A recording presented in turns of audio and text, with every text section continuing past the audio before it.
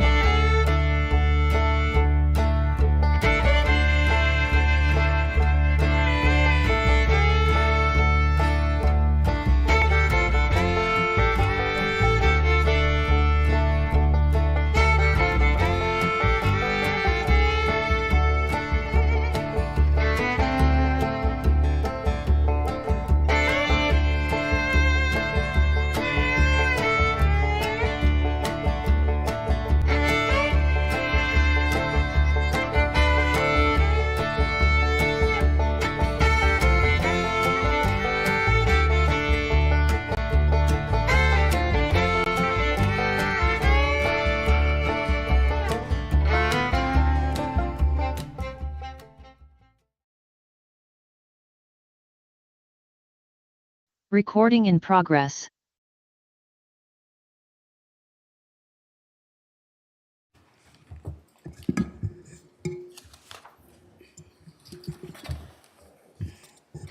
Okay, good morning, everyone. let's call court to order. Today is Tuesday, July 5th, 2022. Proof of posting, please. The agenda was posted on Friday, July 1st, 2022 at 9:55 a.m. and a supplemental agenda was posted on July 1st, 2022 at 1:40 p.m. Okay, thank you. We'll stand briefly for a moment of silence, and then we'll ask Jerry Ballard to lead us in the pledge.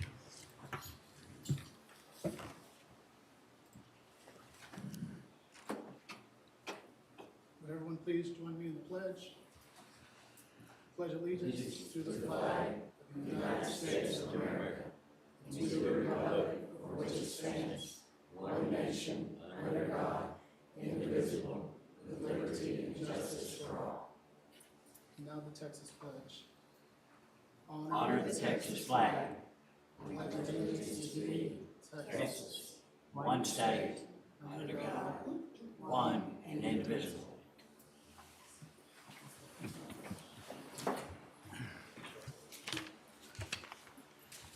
Okay, at this time, we'll open for public comments. Reagan, did anyone call in to ask for public comment? Okay, thank you. Anyone in the audience want to make public comments regarding business matters with the Commissioners Court? All right, seeing none, we'll go to items D under proclamations and resolutions. And the first one, I'd like to ask Mr. Wes Waller to come forward. And we have a proclamation recognizing and honoring Mr. Wes Waller, who has a lot of supporters here today. You ought to run for office if you get every one of them to vote. Don't run away. You will come right up here. I'm going to ask Dustin Chapman to read the proclamation in the minutes, and I'm going to come around with you. All right, this is a proclamation of the McLennan County Commissioners Court recognizing and honoring Mr. Wes Waller. Whereas compassion is to recognize the suffering of others and then take action to help. A philanthropist is a person who seeks to promote the welfare of others, especially by the generous donation of money to good causes. And whereas Mr. Wes Waller embodies the definition of a compassionate philanthropist, he has helped many citizens receive finances for medical care, provided emotional support through benefits, and the opportunity for young ladies to gain confidence to become successful through softball. Whereas the Central Texas Buzz Fast Pitch Softball Organization was founded in 2004 by Mr. Wes Waller for young girls from 8 to 18 years of age, giving them a chance to compete and chase their goal of playing and advancing in the sport of softball. Countless young ladies have advanced to select, high school, and on to college. Today, the largest organization of its kind is made up of over 450 female athletes and several coaches. And whereas Mr. Wes Waller and the many volunteers have been instrumental in fundraisers benefiting those in need, to include 2017, Garth Goodwin gifted a new home to the man who was paralyzed in a tragic accident. 2018, Layla Evans, Gala for Layla, 5-year-old who bravely battled a brain tumor. 2019, Baron Shoemaker, Battle with Baron, 22-month-old who desperately needed a heart transplant. 2021, Courtney Wilkinson, Christmas with Courtney, who is determined to beat brain cancer. 2021, Jamie Blahnik, Jamie Jam, who lost her leg in an accident while heroically rendering aid to a motorist. 2022, Joy Bass, who is fearlessly recovering from a severe brain injury in an unprovoked attack. 2022, Detective Michael Hutchinson, who is courageously battling stage 4 brain cancer. 2022, Maxie Cedillo, who is boldly battling cancer. August 2022, Coulter Clements, Coulter Classic, 9-year-old who suffered a sudden brain hemorrhage. Whereas Mr. Wes Waller has humbly and selflessly given his time, energy, and money to help our youth and those facing life-altering challenges in McLennan County, Texas.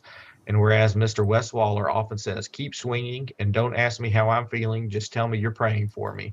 McLennan County is honored and indebted to Mr. Waller and assure him his legacy will live on for generations to come.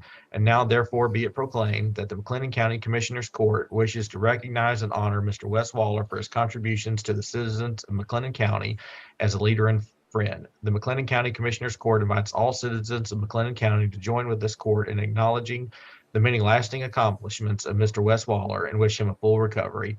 Be it further proclaimed that a copy of this proclamation be made a permanent part of the minutes of the Commissioners Court. Witnessed our hand and seal this 5th day of July, 2022. Judge. All right, thank you. And this is presented to the court. What's the pleasure of the court? Move to approve. Second. Have a motion second. Any other discussion? No other discussion. All in favor say aye. Aye. Opposed? Pass. Thank you, sir. Yes, sir. Thank you.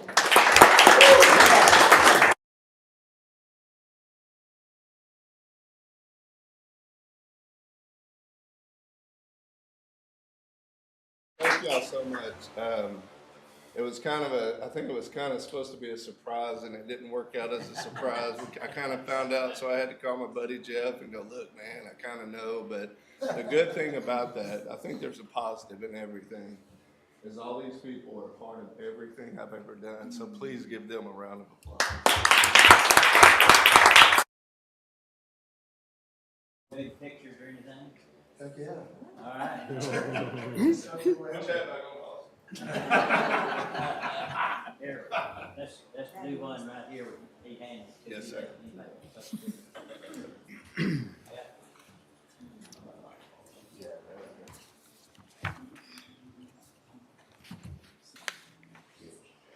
That. Got it. All right.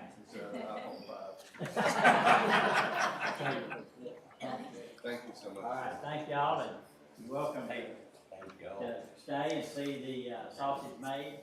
You're welcome to leave it. Thank y'all so much. See, Scott. All right, good to see you. Guys, y'all take care. See y'all. Walt, Wes, congrats. Yes, sir. Thank you.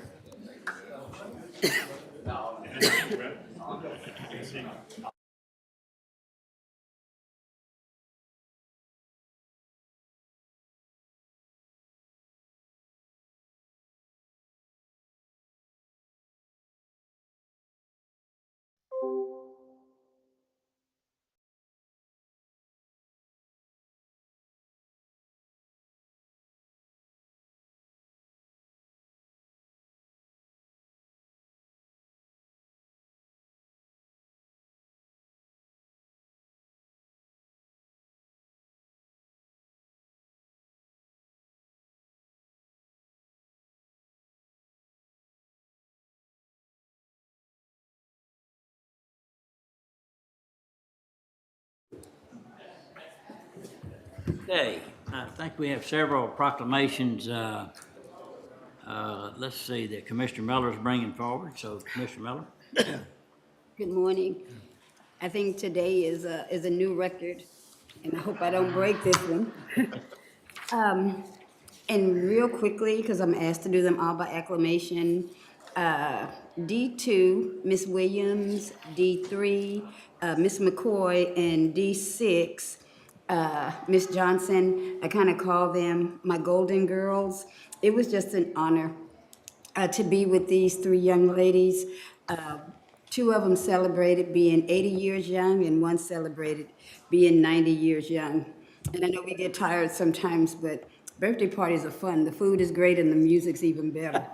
So those have already been presented to those individuals, so those will be ratifications this morning, as well as D4, the resolution in loving memory of Commissioner Lester L. Gibson.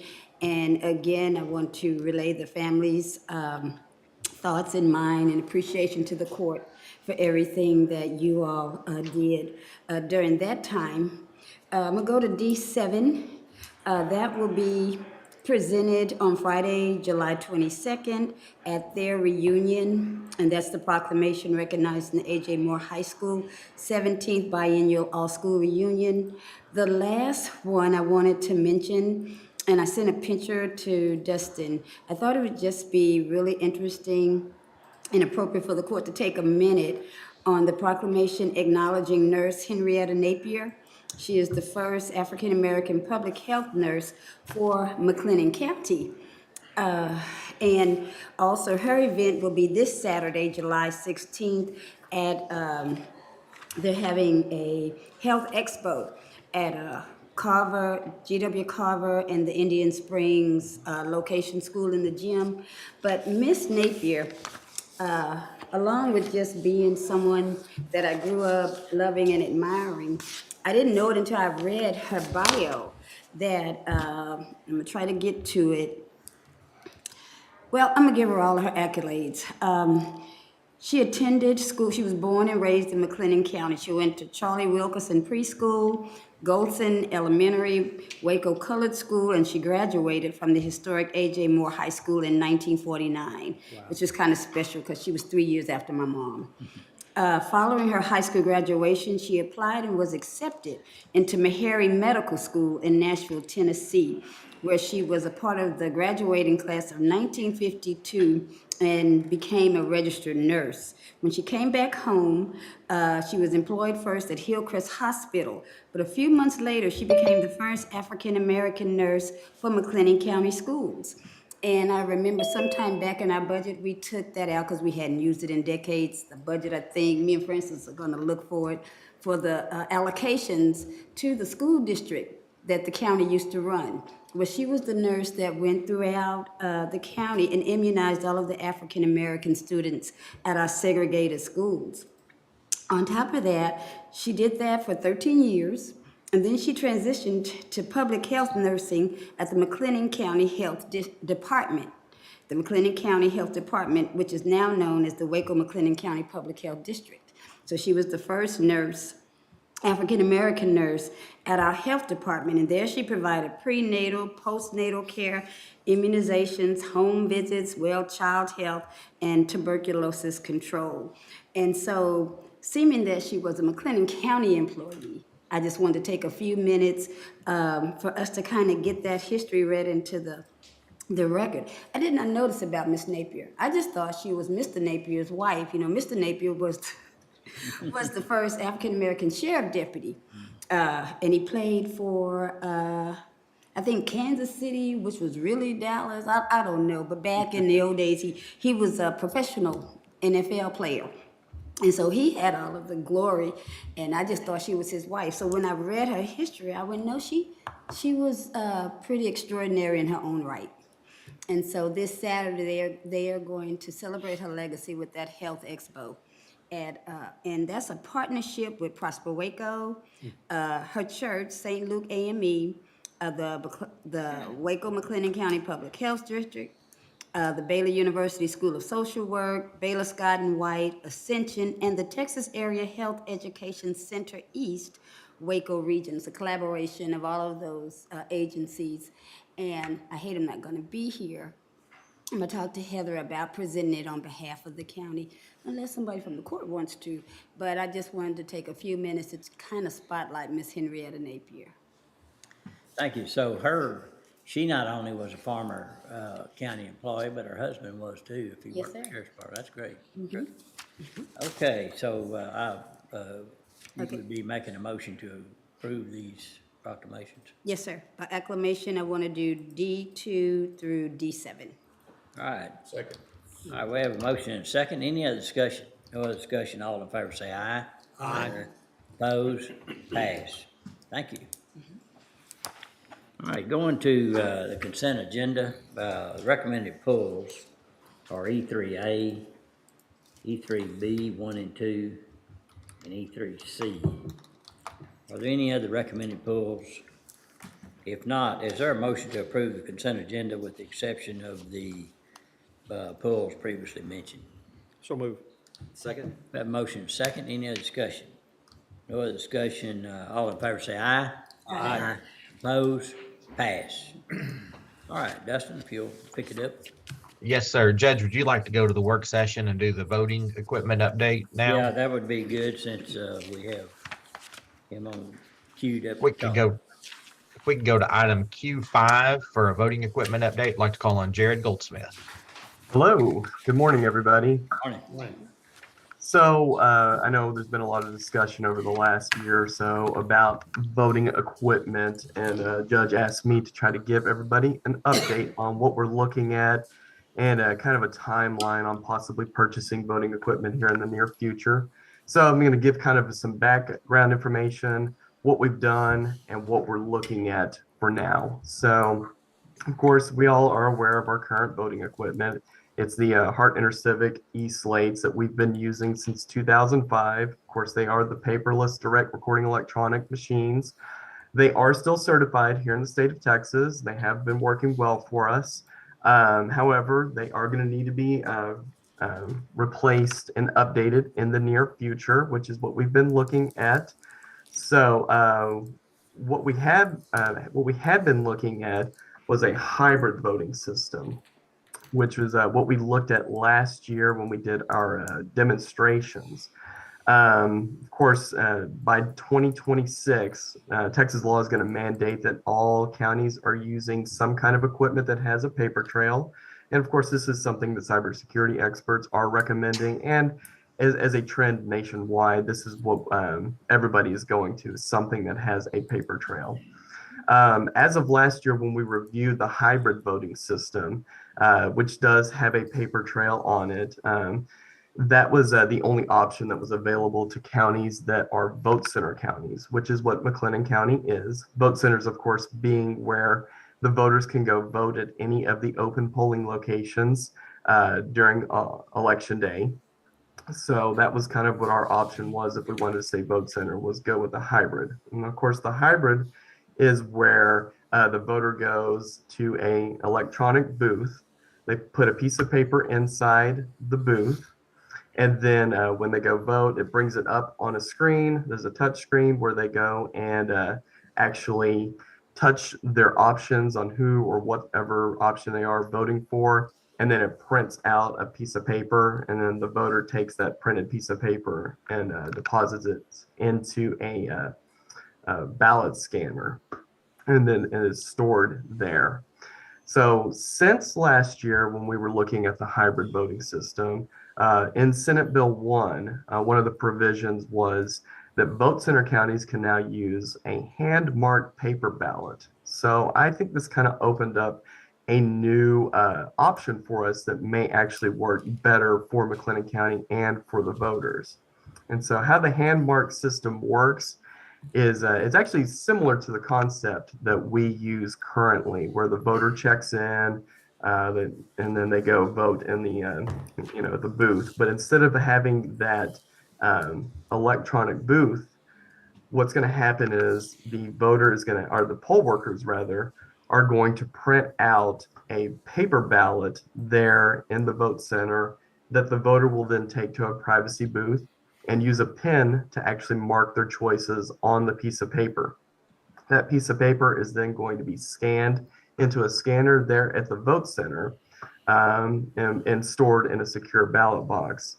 So there's a few reasons I like this better versus the hybrid system that we looked at previously. Is first of all, I think that hand-marked ballots are going to be an easier system to learn for voters and for our poll workers. The hand-marked system removes the electronic booth element that we were looking at with the hybrid system, which I think helps remove any intimidation or anxiety that the electronic booth may bring to those who are less familiar with technology. That's both poll workers and the voters themselves. The hand-marked ballot, because there is that removing that electronic ballot, there's also less equipment needed. So setup of our vote centers should be easier for our poll workers, which I think is a very good thing. Of course, the learning curve of using the actual system is going to be less, because most everybody already knows how to use a pen and paper versus having to go in and learn the actual electronic element. So I think that is a good thing. And because the voter marks the ballot, there's less of a chance the voter will assume that the marked ballot is a receipt, thereby taking the ballot home, and actually will take their ballot that has been marked and scan it, which I know some of the hybrid system counties, like Travis County, they had an issue where their voters were taking home their ballots instead of depositing them because they thought it was a printed receipt and that they voted on the electronic machine and that vote was stored there, which is not the case. But with people actually marking the ballot with a pen and paper, I don't think we're going to see that issue here. Other reasons why I think the hand-marked ballots are better than the hybrid. Hand-marked ballots provide the security that cybersecurity experts recommend and gives voters confidence that their ballot is being counted as they intended to vote it. The original hand-marked ballot is stored in a case in case there is backup needed. If we needed to do like a hand or a recount of sorts, we'll have those hand marked ballots to where we could review them versus the electronically marked ballots. And I think that will give the voters more confidence that their ballot has been counted. The voters also get a chance to review the ballot that they've actually marked before they cast their ballot. And I think that kind of gives them peace of mind versus the electronically marked ballots. Another reason is the hand marked ballot system requires less equipment, which helps solve our limited storage space issue. When we were looking at the hybrid system, it was going to be adding a lot of new equipment that's going to need to be stored somewhere. And our current storage space is pretty limited down here in the basement of the records building.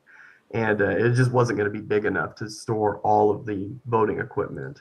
And so with hand marked, because we don't have the electronic booths in quantity, I actually think we're going to be able to store this just fine without making any kind of huge renovations to our current storage space. One thing I will mention is that, and I know I talked to the judge about this recently, is that one renovation we will need is our current warehouse has a big hole in the ceiling where it's been leaking, and we do need to get that fixed. So that's something that we'll need to be looking at to get resolved before we get new voting equipment in here. And then the last thing is I think that, well, I don't think it is, because we're going to have less voting equipment with the hand mark system, it's not going to cost as much as the hybrid voting systems were going to cost. In fact, the quotes that we've received from both vendors are close to up to $1 million less than what the hybrid voting system was going to cost us. So that's a big deal. I think that it's something to keep in mind. The two vendors, of course, that we're still looking at are Hart InterCivic and ES&S. And the timeline, as far as what we're kind of looking at right now to implement the new voting system, we're going to do another demonstration similar to what we did last summer. We're going to be doing this on July 27th from 10 a.m. to 2 p.m. here in our office. We're going to be inviting similar people such as the county chairs. We're going to be inviting, of course, the Commissioner's Court or any of the elected officials here to come see it. We'd also like to invite the school boards, or at least the presidents of the school boards or the secretaries of school boards, as well as secretaries from the cities who contract their elections out to us. I think it's important for them to be able to review. And we may also invite a few other groups that have a vested interest in the elections. So currently, right now, McLennan County has drafts of the sales for the equipment agreements from both vendors, and we have our legal department reviewing those drafts. After the July 27th presentation, on August 9th, we're going to be doing a special Commissioners Court meeting where we will possibly make the final decision on who we want to purchase or whose equipment we want to purchase. Once this decision has been made, there's going to be a few things that need to be done. First, the system itself needs to be approved by the Texas Secretary of State. The vendor is going to be submitting this approval to be completed. That usually takes a few days, up to a week. Of course, we'll need to be doing the contract, which will need to be completed by the county and the vendor. That could take up to a week as well. My new plan is the new equipment will be implemented for the first time during the May 2023 election. We're going to use our current e-slates for the last time during the November 2022 election. Once again, those e-slates are still verified and certified by the state and the federal government. So I have confidence that that's not going to be an issue. The reason I want to wait until May of 2023 is, first of all, I don't believe we'll be able to get the equipment in time to implement during the November election. By the time it comes in to get stored, we will already have ballots out for the November election. Ballot by mail will be sent out at that point, and we can't be juggling both voting equipment and voting systems at the same time. Second reason being, of course, that we want to make sure we're taking our time and that we're implementing this voting equipment in the correct way. We do want to do some community outreach with our voters to make sure that they feel confident using the voting system. And I don't want to rush it through to try to get it in time for the November election. And yeah, we just want to make sure that people are confident and understanding, not just our voters, but also our poll workers themselves as well. And there's a few other things that have to be done once the equipment has been taken in. Like we have to do a state mandated test on the equipment to make sure that it is working as it is supposed to be. Lastly on here, after we are purchasing the equipment, since we're not going to use it during November 2022, we will store it in a secure, clean, climate-controlled facility. I know that it's been mentioned possibly storing it in a warehouse until that time when we can actually switch out the equipment. So I know I kind of dumped a lot of information all at once on y'all. What questions do you have for me? One thing you may also inform the court eventually, once we make the decision to change, what is the decommissioning process of the existing equipment? Because, there could be information on them that needs to be guarded. And, Absolutely. So yeah, the voting equipment itself is not going to have anything on it. Every election, what we do is we back up the e-slates themselves, and it's called a judge's booth controller, which stores the votes on there. We back that up as well, and we clear them off. So we'll make sure that all of our equipment has been cleared off before we give it back to the vendor. We will work with our current vendor, Hart InterCivic, to make sure that the voting equipment is processed and decommissioned accordingly. I know they don't want any of that equipment just out circulating in the public for somebody to get their hands on. I believe what they do is they actually destroy it. So I think they have a giant shredder that they put it through. so they'll take care of that. Exactly, yes. All right, the other thing I have is whenever you send an invitation to the Commissioners Court members, we need to schedule when they come so we don't have a quorum there. Sure. Yeah, I was planning on July 27th, which I believe is a Wednesday. Yes, it is. So I'm unaware of any scheduled meetings, but I'm going to be sending out those invitations shortly. I wanted to address the court first before we do so to make sure y'all didn't have any issues. Or the demonstration on that day is 2 hours, let's say. Well, yes, I had planned for 10 to 2, but whatever works best for all. That'd work, and then that gives plenty of time to schedule at the convenience of the court Sure. to be able to be there every time. Yeah, I felt like that was a convenient time for most everybody if they wanted to come. Other questions? Jared, you answered my question about the need for a demonstration with new machinery coming on. Sure. Will it just be the new machinery, or will you have the hybrids again? No, I plan on only the hand mark system. Okay, That's that's the path I think is going to work best for the county. That's the path that the only path that I'm looking at currently. And on the dates that you threw out to us, you said that you have tentatively August the 9th for the court to decide on a machine.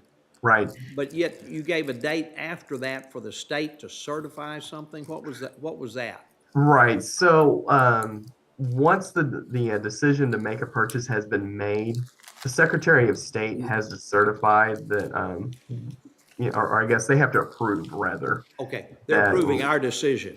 Yeah, exactly. Yes. Okay, the machine. Yes. Okay, that's what. Yeah, and I don't see that there's going to be any issue. No, I didn't either. But that's what I was trying to follow you with. Yes. Okay, Yes. That's what we're going for. Appreciate it. And then this equipment that we're looking at is already being utilized in other places right now.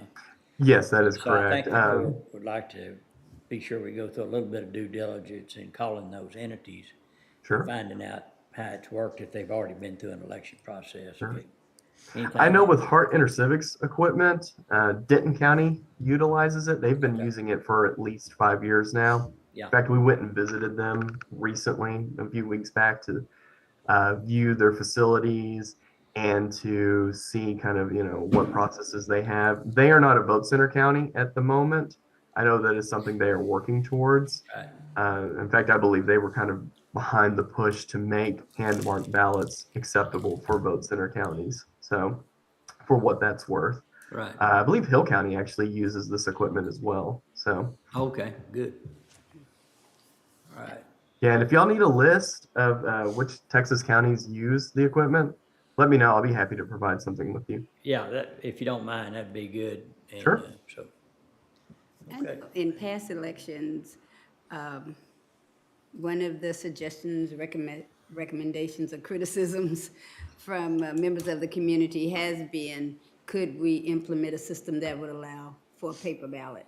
So I just want to commend Jared on hearing that sentiment and kind of how the court is moving forward as far as researching and then purchasing going into the future voting machines.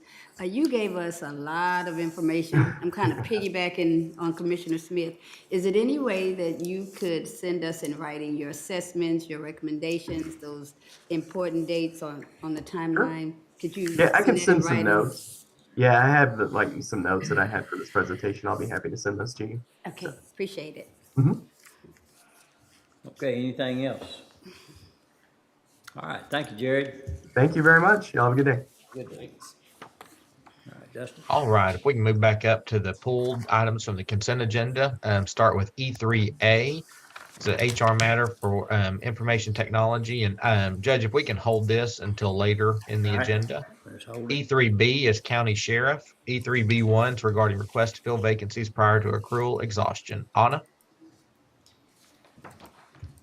Thank you, Dustin. Good morning, everyone. Morning. Morning. I have here a request from the Sheriff's Office to be able to fill 3 vacancies they currently have in their jail administration. They'd like to fill these vacancies prior to the exhaustion of the paid time off that the exited employees have accrued. The 3 positions are position 808, it's a jailer lieutenant position, 1291, another jailer lieutenant position, and position 801, that's a jailer sergeant position. And so the time off accrued by the exited employees are set to expire between July 25th and August 1st. And the jail and the sheriff's office would like the ability to fill those 3 vacancies as soon as July 10th, which is the beginning of this coming pay period. The positions are critical leader positions and would cause difficulty to the jail operation if left vacant. And that's it. I can answer any questions the court may have on this one. Any questions? We're actually talking about less than a month, so what is the end result, so. And the budget can absorb the cost. Yeah. What are, you know what the costs are? Just I do not. Anna, do you have an amount that those?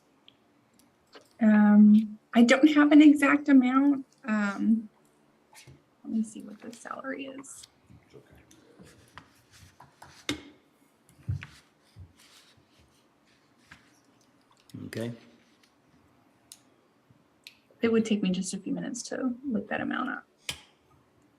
You want to hold till they get that amount, or what do you? I was just curious. It's not a, obviously they probably need these positions filled, considering the, so, if you could just shoot that to me, Anna, don't worry about finding it right now. I'm just curious how much what it looks like. And with that being said too, I'd make a motion to approve their request. Second. All right, we have a motion and a second. Any other discussion? No other discussion, all in favor say aye. Aye. Opposed? Pass. Under E3B2, retiree benefit clarification, I believe this needs to be deferred. Is that correct, Anna? Yes, please. All right, Motion to defer, second. Second. we have a motion second. Any other discussion? No other discussion, all in favor say aye. Aye. Opposed? Pass. E3C, Constable Precinct 4. Anna? This is a request from Constable Guerrero. He's requesting the approval. There's two pieces to the request, sorry. There's a request to approve an adjustment to the part-time hourly rate. He has part-time slot 1003. It's an hourly clerical position. It's currently approved for a max rate of $12 per hour. And this request is to raise that or increase that rate to $15 per hour. And that rate is within a recommended range for part-time clerical positions. We'd like to be able to post that for recruitment. And then the second part of the request is to fund the part-time pay budget, fund an increase for that. It's currently budgeted at $5,000, and the request is to increase that by $17,000 for a total of $22,001 in order to use that position for about 28 hours per week is the need that Constable Guerrero is outlining. So those are the two pieces of the request. Any questions? So this is an increase in the budget? So I know, I'm sorry, do you mind if I speak to that? No, go ahead. So yeah, their original budget and part-time pay was $5,000. They have increased it since the beginning of the year. So it was currently at $11,500. They've only spent right under $3,000. So there's still over $8,500 sitting there. So for this current year, they shouldn't need a budget amendment. If you approve the hourly rate increase, they should still be fine. I don't know if he's asking to move into next year.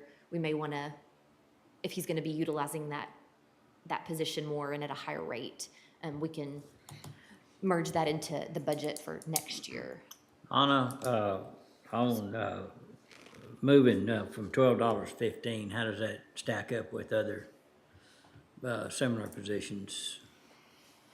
That would compare well to similar clerical positions, and it's actually HR's goal to update all part-time clerical positions during budget sessions to $15 an hour for these clerical positions. So it would be a recommended rate.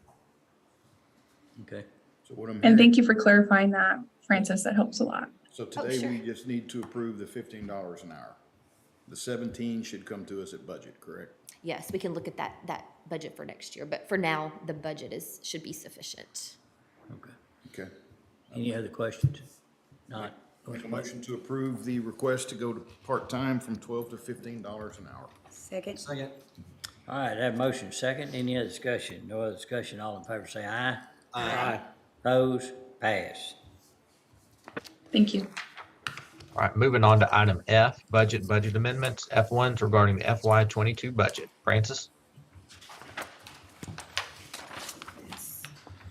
All right, so starting F1A, we need to hold that one for a bit, but moving to F1B, this is general fund for 54th District Court.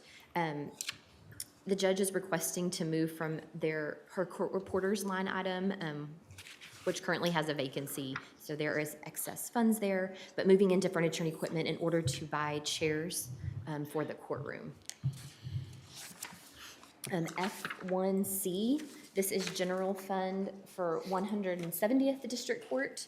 The request is to move within that department into other services and charges for additional postage for the remainder of the year.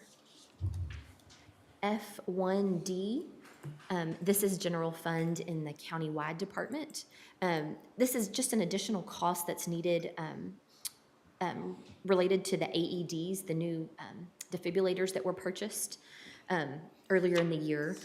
So there was just, like I said, an additional cost for shipping, so we're requesting to increase that line item by $300. F1E, this is general fund, road and bridge precinct 1.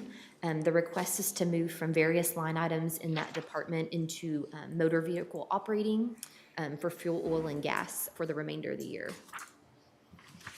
F1F, this is general fund for the mental health court services department. requesting to move within that department into supplies for costs for the remainder of the year. F1G, this is General Fund, Road and Bridge Precinct 4, requesting to move from contingencies in their department into motor vehicle operating for fuel, oil, and gas for the remainder of the year. F1H, this is General Fund. This is for both the jail and Jack Harwell Center under the sheriff. They are requesting to move funds from other line items in those departments into furniture and equipment. And then this budget amendment will allow them to purchase 2 printers and then cleaning machines for the floors. It also will allow them to purchase 5 scanners, which will help with them digitally scanning records. F1I1, this is General Fund, Maintenance of Buildings. This request is to increase the line item repair and maintenance in his department in order to facilitate the change out of carpet in the 19th District Courtroom. The 19th District Court has a vacancy in their court reporter spot. So those excess funds are there that they are willing to move over into the maintenance department in order to get that project rolling. And then F1I2 is a little bit similar, also moving into the maintenance department, but this is for flooring in the 414th District Courtroom. This request, though, is coming from the contingencies line in the general fund. F1J, this is General Fund JP Precinct 4. You approved a new clerk position in May, and so based on the timeline of when that position was filled, this budget amendment will cover the personnel costs for the remainder of the year. F1K, this is Fund 170, our law library fund, requesting to move into legal reference materials for JP Precinct 3. F1L1, this is the next 3 all come from the bond proceeds from the 2021 certificates of obligation. F1L1 is for an additional amount needed for ADA modifications. So this covers the last invoice from CP&Y. F1L2 is a project that's being proposed at Trading House Lake. So this would convert the pavilion into a maintenance shop. That includes closing the exterior, adding roll-up doors, and a single man door. So this would increase also from that contingencies in the bond proceeds. And then F1L3 is also a Trading House Lake Park project. And this is to add 6 additional picnic areas. Each area will include a slab, a metal canopy, a barbecue pit, and a picnic table. Question? Yes. Who's doing the work on those 2? TJ, are you on? I am. Yes, Commissioner. We have a couple of different subcontractors. So the concrete's one contractor, the metal work and framework is another contractor. And then we actually purchase and install the barbecue pits as well as the picnic tables. Okay. So maintenance is kind of serving as the general contractor, which is good. That's good. Thank you. F1M, this is in the Permanent Improvement Fund, Fund 401. The request is to increase the JP3 building office modifications line. There is some additional funding needed for bullet-resistant glass and the framing at the tax office portion of the JP3 office.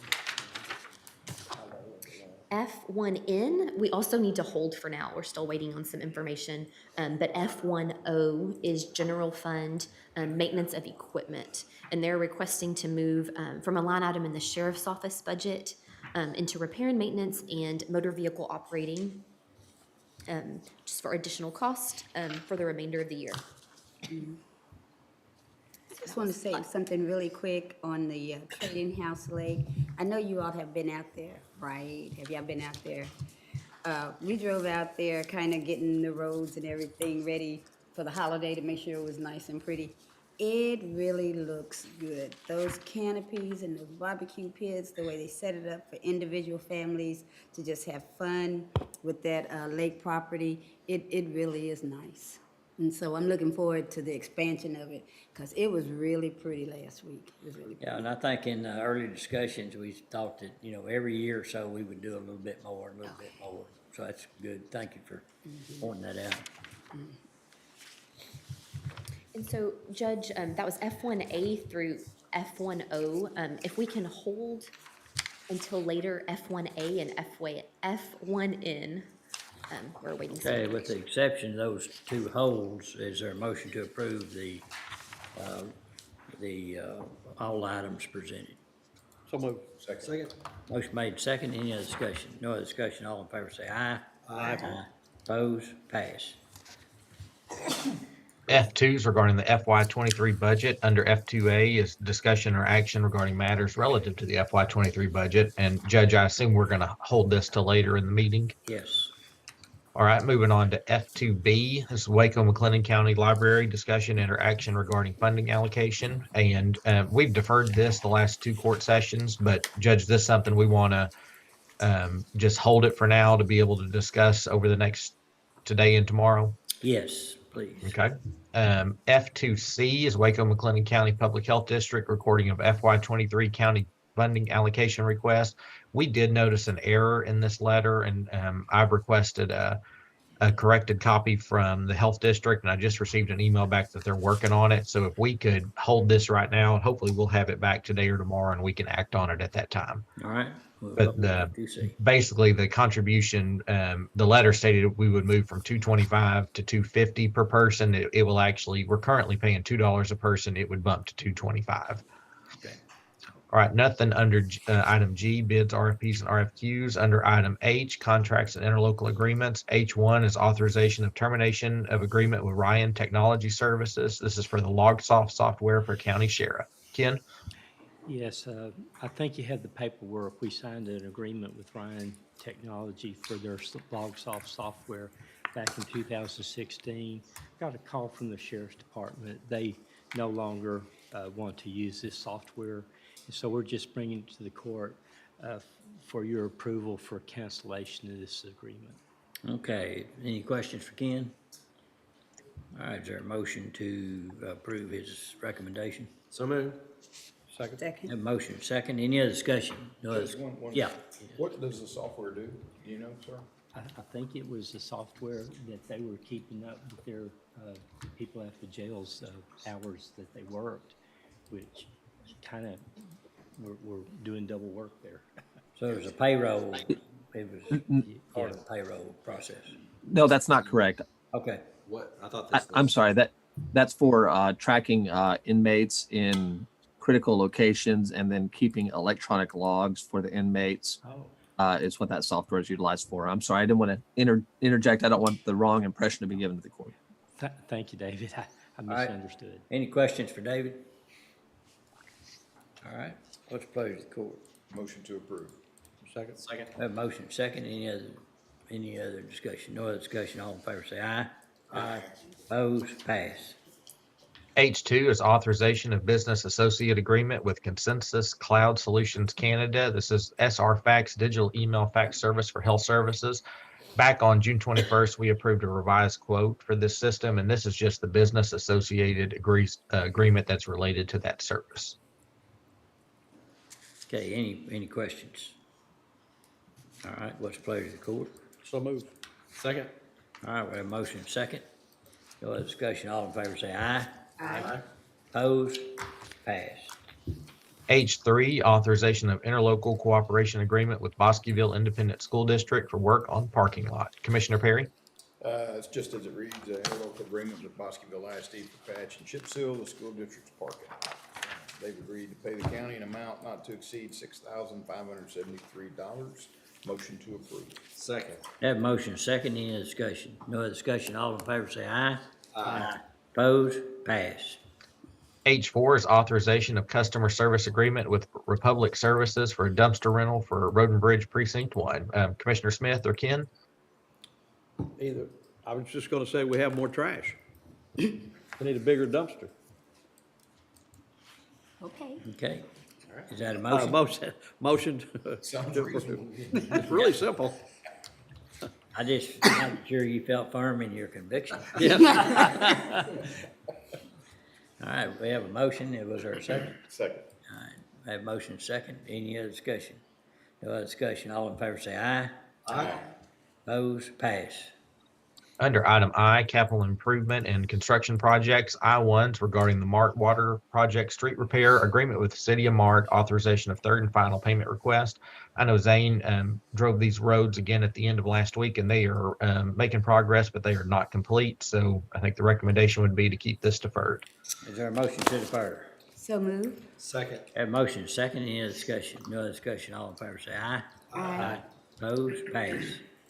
Under item K, grants and grant proposals, K1s regarding the U.S. Department of Treasury Coronavirus Local Fiscal Recovery Fund and American Rescue Plan Act. No general updates this week unless the court has any questions or anything they'd like to share.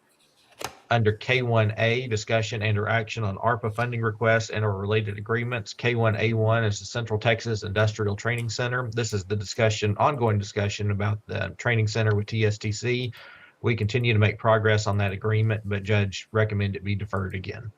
Yes, I recommend, still ironing out some details, so I would move that we defer this.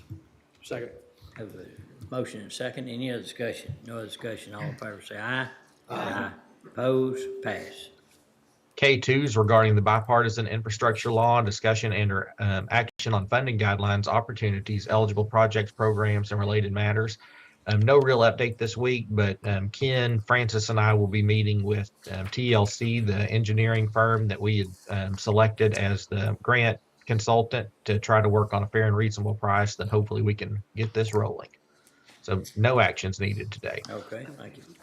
Under item L, department office specific requests, L1's county sheriff, L1A, discussion and or action regarding acceptance of donation of narcotics detecting dog. Matthew Quinn was hired by the sheriff's office as a canine officer.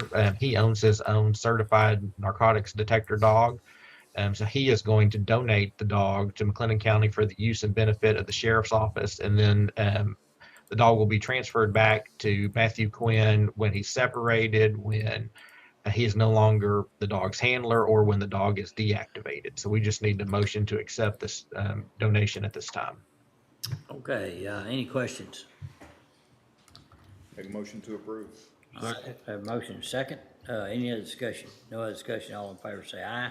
Aye. Opposed? Pass. L1B, authorization of request for purchase of duty weapons upon retirement of peace officer. David Ives or Ken? Yes, we received a request from the sheriff's office.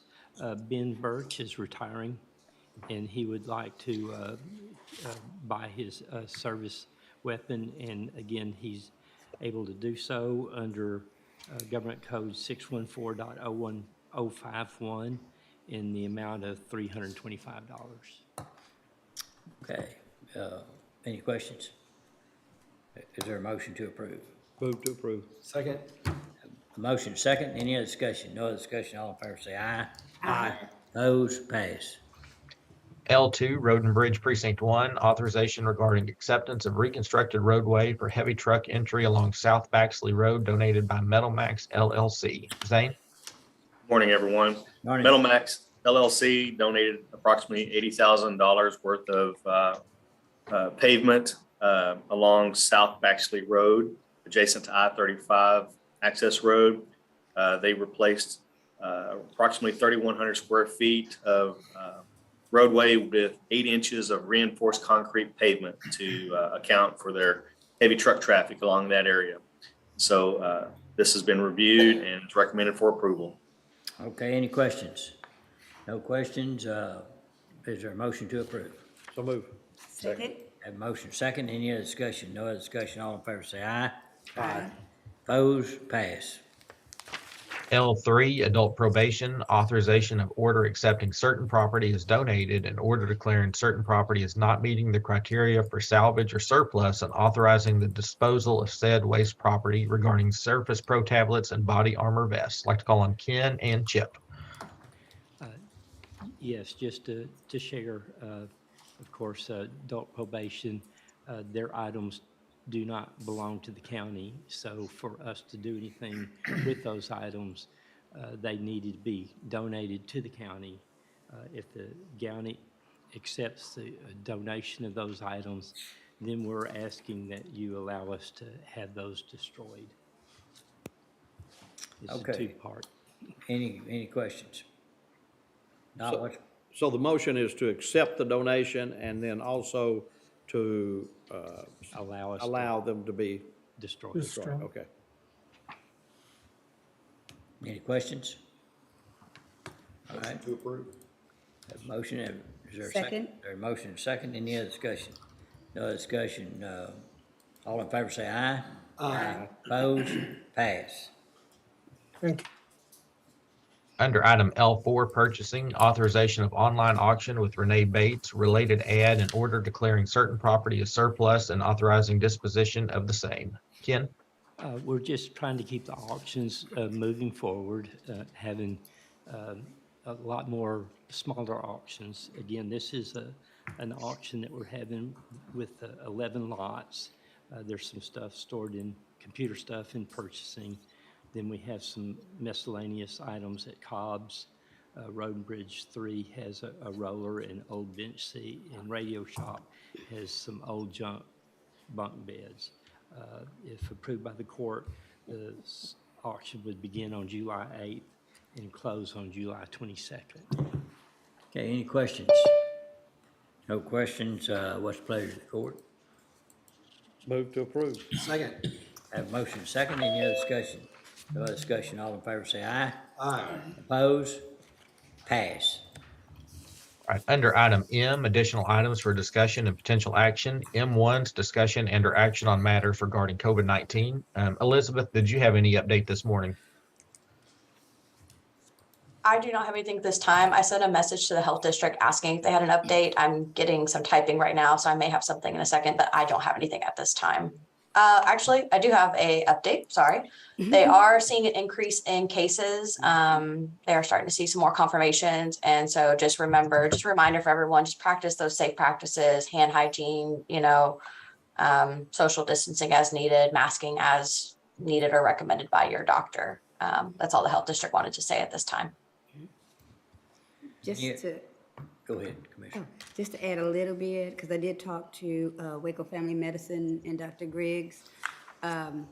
Elizabeth is exactly right what the health district is saying. Just to kind of specifically give you all numbers, we started out June with like 200 new COVID-19 positive cases, and we ended June with a weekly number of 625.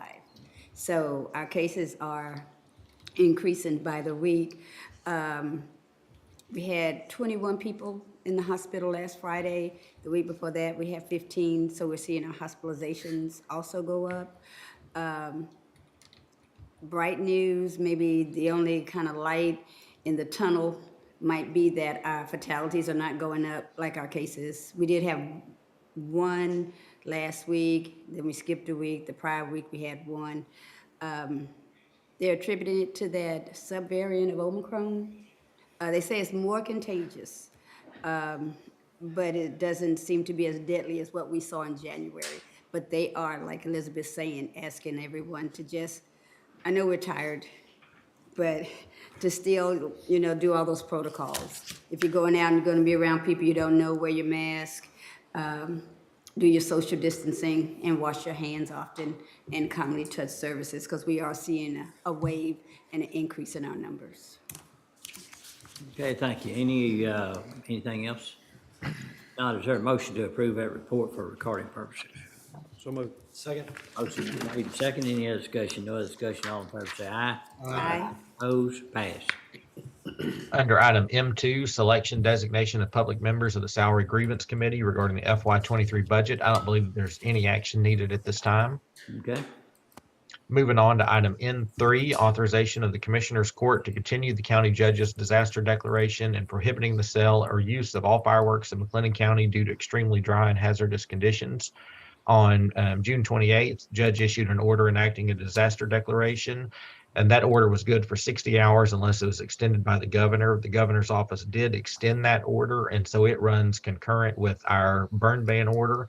And we think just for belts and suspenders that it would be good for the commissioner's court to authorize continuing the disaster declaration and prohibiting the sale or use of all fireworks in McLennan County until the burn ban is lifted. I will mention one thing. We were waiting for as we were waiting for the governor to sign off on that, I started reaching out. Well, several people did. I ended up calling Chief Nim Kidd, and so he got what was the gentleman's name? Stephen, whoever was in charge of that for the governor's office.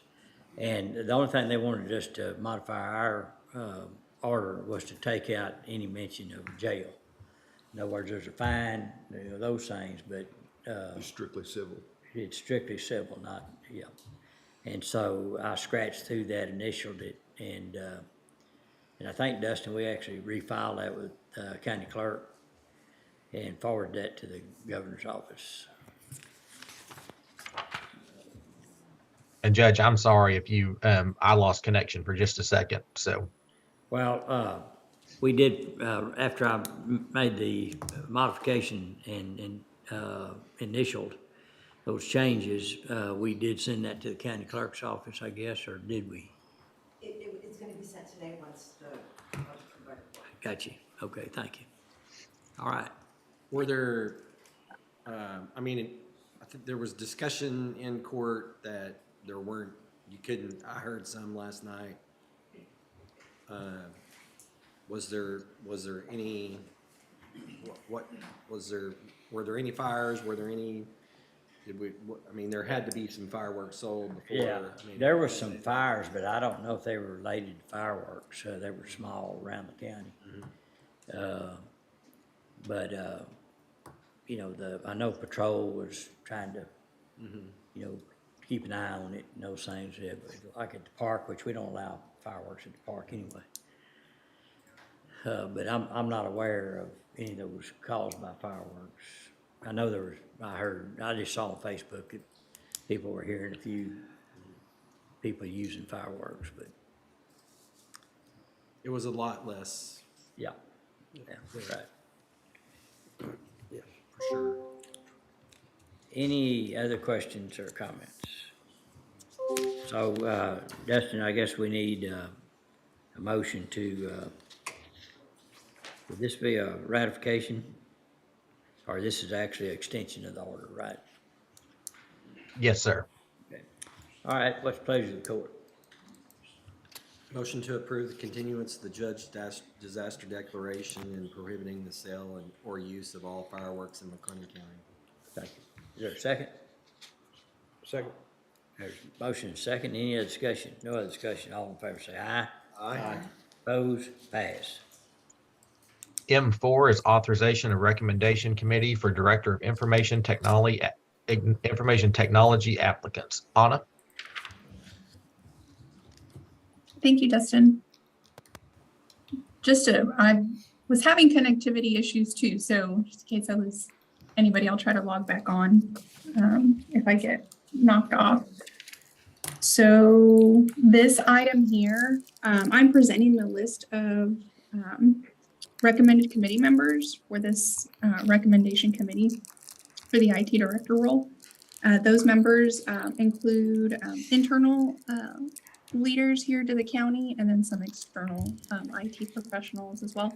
So the list includes Francis Bartlett, our county auditor, Dustin, our county administrator, Zane Denham, our county engineer, John Gimble, our district clerk, David Ives, jailer lieutenant, myself. For external IT professionals, we have the assistance of Emmanuel Palacios. He's the TSTC statewide lead for computer networking and systems administration. And he was formerly the lead instructor for that program as well. And we have Mike Seawright. He is the chief information officer for the city of Waco's IT department. Both of these external members have offered assistance not just in helping us rate our applicants, but also in compiling interview questions and also, if scheduling allow, participating in the interview panel itself if the Commissioners Court would like their assistance in that phase.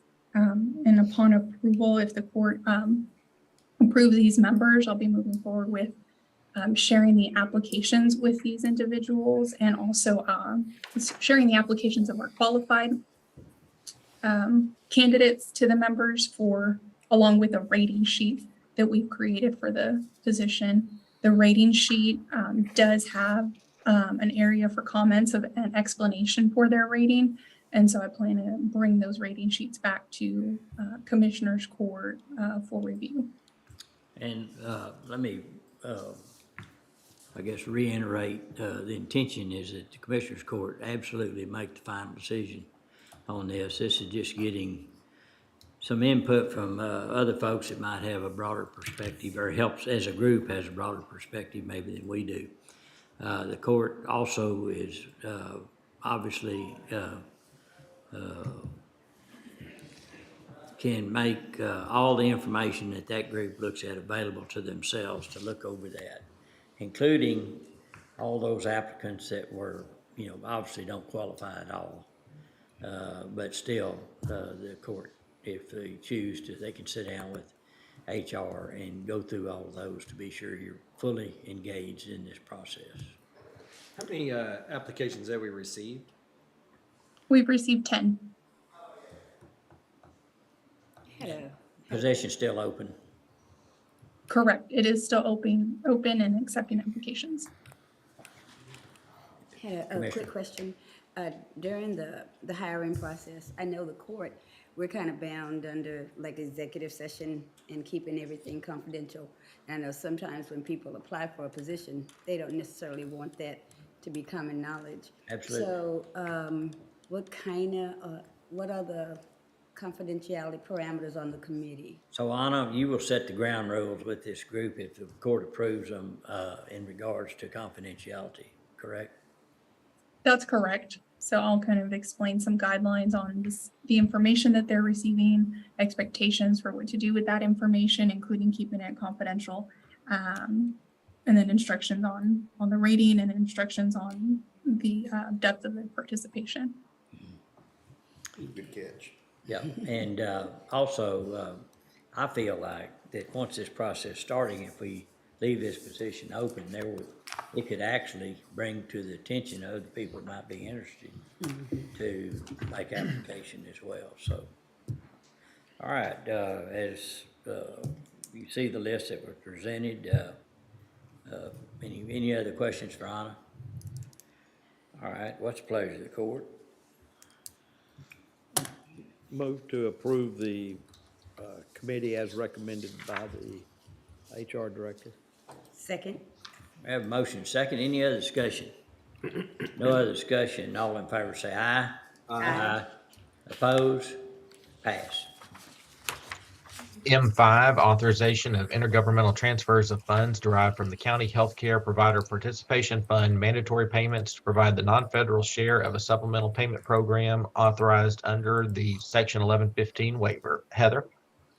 Yes, good morning. This is for an IGT request for our district year 10 round 3 IGT in the amount of $11,328,437.45 with a due date today, a settlement date tomorrow, July 6th. Okay, any questions for Heather? All right, what's the pleasure of the court? Motion to approve the IGT. Second. Have a motion and a second. Any other discussion? No discussion. All in favor say aye. Aye. Opposed? Pass. All right, we have nothing under item N this week. Under item O, McLennan County Venue Project. Under O1, nothing for court. O2 is ratification of application and letter of agreement for construction services with AT&T for Paul Tyson Field demolition. Ken? Yes, I received this agreement right after court last week. I asked the judge if he'd go ahead and process it so we can get this Paul Tyson demolition deal moving forward. I will point out that you know, as you may recall, we sent them a check for $500 to initiate the study of removal of their stuff. Now we have received a quote, estimated cost of $5,426.49, but also in the fine print, just underneath it, it says, actual charges may exceed this estimated cost. Just want to bring it to your attention. But again, this is to remove three poles and 910 feet of cable around the Paul Tyson Field. Okay, so they've created a back door in the contract, Yeah. and we never can, so. All right, any other questions? Ken, says the company owned the poles. What about the cable and the terminals? Well, that's, I believe that belongs to AT&T. Any other questions? Pay them to put it up and pay them to take it down, huh? Yeah, right, yep. All right, what's the pleasure of the court? Motion to approve. Second. Have a motion, second, any other discussion? No other discussion, all in favor say aye. Aye. Opposed, pass. If I may, Judge, I mean, Yep. since we're in this area, and I know it's not on there, but I received some information back from Encore, and before they get started, they're looking for, to reconnect that show barn closest to the Paul Tyson Field to electricity. They need a right-of-way access, and I sent out an email last week wanting to know who's working on right-of-way. And so I'm just sharing that information with you. I'll talk back to the engineers and find out who needs to be responsible for that. But I just wanted to make the court aware of that. Right away on county property, what you're saying? I'm not, to county property. I'm not sure what right-of-way they're actually Okay, talking about. when you get more information, let us know. Yes, I just wanted to share that, though, All right, thank you. before they'll continue forward. Okay, yeah, good idea. All right, thank you. All right, All Dustin. right, under item P, McLennan County Radio Tower Project. P1 is authorization of quote from Hensel Electric Company, electric installation for generator, Road and Bridge Precinct 4 tower. Ken? I will share that we do not have the generator as of yet. I have calls into the company to find out. It was supposed to arrive on their lot mid-June, and then they were supposed to schedule the shipment to the precinct. So I have that call into them. But this is the estimate to install that generator once it arrives on site in the amount of $12,450. Hensel is the one that installed the one at Precinct 2, and so they have knowledge on how to make this happen. So I'm getting a little bit ahead, but we'll probably need a budget amendment eventually too from Francis. Okay. All right, is there a motion to approve a quote from Hensel Electric Company? Second. Have a motion, second, any other discussion? No other discussion? Ken, tell me, if the generator doesn't come in within 30 days and the quote's only good for 30 days, is that gonna affect the price quotes? We'll work with them on that. Okay. Hopefully we'll have that within the 30 days. Okay, I think we had a motion, second, any other discussion? No other discussion, all in favor say aye. Aye. Opposed, pass. Right, on the supplemental agenda, item B, Human Resources. B1 is County Sheriff, authorizations regarding new hire incentive program for jailers and base pay increases for jailers and jail corporals. And Judge, I think you'd like to wait and hold this till tomorrow during the SO budget discussion. I would, I'd like to hold that. All right, well, Judge, that's, I know we have a few action items we need to go back to, so y'all ready to head to the FY23 budget? Yes, sir. All right, so that is under item F2A. So Francis? I'll tell you, this is a good opportunity to break right now, as suggested by my cohort commissioner to my right. And so it is, right now it's 10:50, well, according to that clock, I better not look at it. It's 10:14. Let's take a 10-minute break.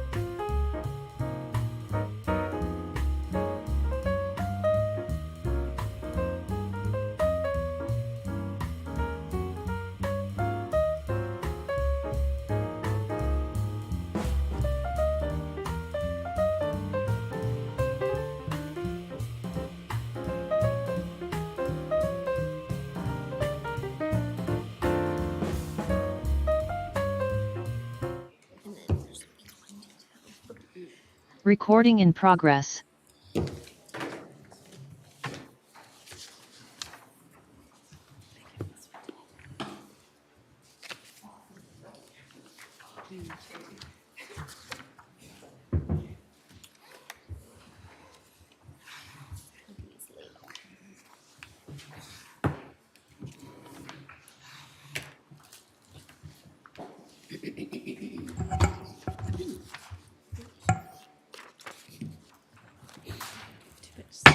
All right, let's call court back in session, so we will turn it over to Francis.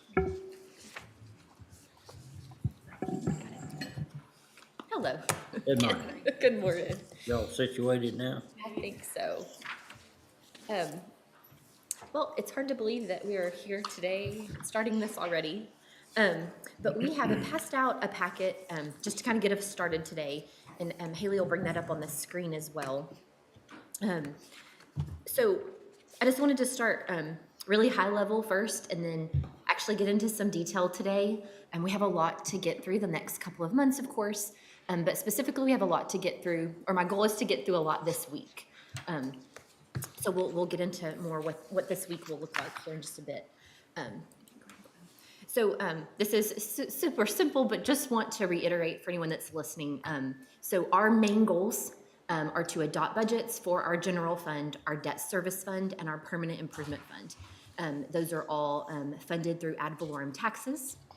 And then also to adopt budgets for our special revenue funds, which are generating revenue outside of those tax rates. So special revenues that are set up to fund for a special purpose. And then, of course, then adopt our 2022 tax rate. So in order to get there, we'll take this in layers like we usually do because it is a lot of information. So we want to walk you through it as easy and as clear as possible as we can. So of course, we're going to be looking at operating requests. So those are, just basic operating supplies, professional development, other services and charges. Then we're going to look at capital needs. So both equipment as well as any projects that we foresee for next year. They're then going to be looking at decisions on employee compensation, benefits, leave time, TCDRS decisions, anything that has to do with the personnel component. And then, of course, finally, you're going to adopt a tax rate that will allow for the funding of those adopted budgets. And so, of course, we have a lot of work to do, but we also want to make sure that we are maintaining our goals and policies. Last year, we adopted a mission statement, a vision statement, and our organizational goals, which tells us, where are we at? Where do we want to be? What are our goals? We also have a fund balance goal policy, as well as a budget policy. And then, of course, we're always making sure that we're in line with county and state policies, whether they be budget and tax rate related, or what are legitimate expenses, what can happen and what can't during the year. And so just to review those, like I said, our mission statement is our purpose, our reason for existing, and then it is to provide essential services to the citizens of the county. Then our vision statement, where do we want to be in the future? We want to be financially responsible with resources and efficient in delivering services. And then our goals. And so, again, those are, as we look at things that are being requested through the budget, making sure that they align with those statements and those goals, and having that validation there. And then our two policies, which we've had enacted for a while now, but our general fund reserves policy. So we intend for our general fund to have an unassigned fund balance, an operating reserve of 33% of that current year's operating expenditures. So that's what we budget to each year. And then a balanced budget, and that is just saying, that we are defining a balanced budget as one that the expenditures do not exceed the revenues coming in that year plus current fund balance. So we're not budgeting more than we plan on having on hand.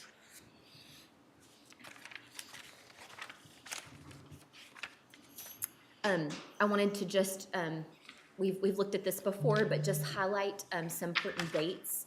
So moving to that second date, July 25th, that's the deadline for the certified roll from the appraisal district to be received.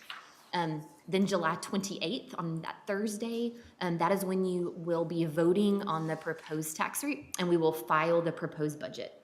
A lot of things will be happening in the month of August, but I just put the two important ones there, the public hearings and the adoption. So August 23rd, hearing on the tax rate if needed, and then August 30th is the hearing on the budget, as well as adopting both budget and tax rate on that same day.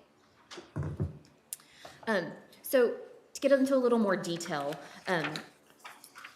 just to remind you, of course, anything until July 25th is preliminary. So the taxable values, the rates that we're looking at, preliminary. We looked at a schedule similar to this. I guess it was back at the end of April, beginning of May. The original certified taxable value was higher than I have listed there. I have 22.2 million. You'll see that across the top under the blue. And so since the time of the original taxable value was the preliminary amount came out, protests have occurred. So those protests play into what our taxable value is.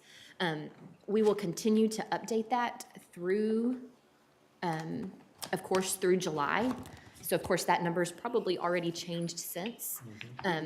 The appraisal district has given us an estimate. It's hard to tell, but he is saying 23.8 million is where we may end up there. So as that number begins to change, you'll see the rates also changing.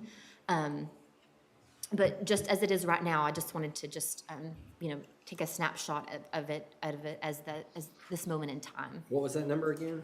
23.8 billion. I said million, I meant billion.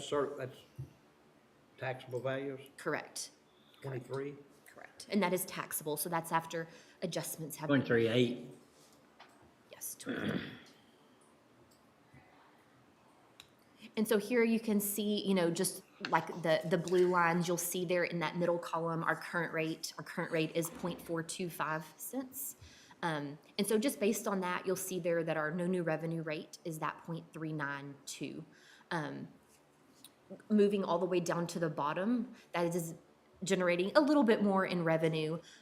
You'll see that as that taxable value moves up or moves down, wherever that ends, that number is going to stay relatively constant because that is our no new revenue rate. Of course, looking at the current rate, as your taxable values change, then that rate is staying there static. So that number at the bottom, your increase in total levy, will change drastically if your taxable value goes up or down. And then, of course, your voter approval rate, which does include your unused increment portion for the last 2 years. So there you can just kind of see a span of between no new revenue rate and voter approval rate, what that really looks like as far as levy is concerned, bottom line. And y'all stop me if y'all want to digress in a different direction or talk about any of this at any time. Any questions or discussion in regards to this sheet here? So we could be looking at like $1,600,000,000 increase is an estimate that where we may lay. Correct.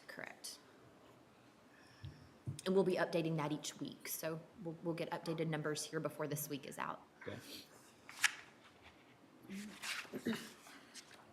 Okay.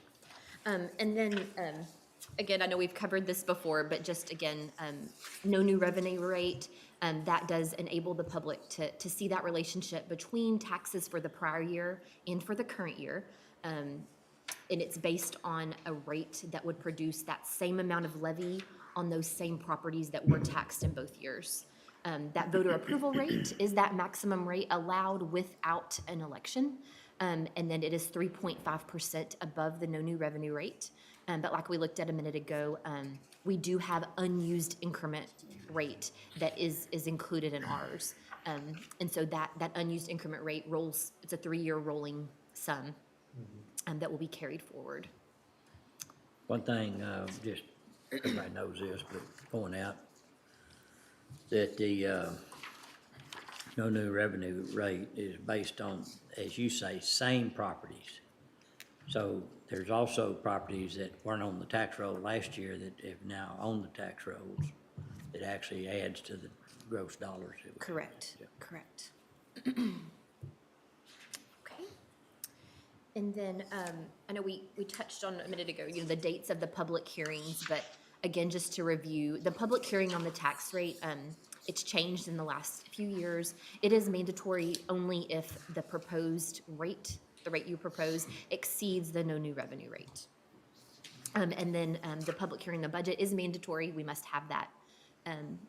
And it is done on that same day that we adopt both the budget and the tax rate. And of course, publications will be made both on the county website and in the newspaper for those hearings to give the public the necessary information. Okay, so just some high-level points to make there. I wanted to go ahead and get into some detail today and start with general fund, of course. So, we know when you're adopting a tax rate, that rate is funding our debt service fund and our permanent improvement fund. But, we always are focused on general fund. Debt service is set in stone. We know what our debt service schedules are for the length of our debt. Permanent improvement is usually pretty minimal, but general fund is where we want to put our focus on. And so I just wanted to just look at something, kind of show you, kind of look at it as a whole, and then we'll start digging into each of these pieces and going through them and let us know what decision you'd like to make for each. So I wish I could hide that for the top part, but if you just look at the bottom section of that table, on the left, the 134 million. So that is what was budgeted last year in the general fund. That was the adopted budget. Moving forward over into the middle column, the 141 million those are our requests in the general fund at this point in time. From the departments and offices. Correct, correct.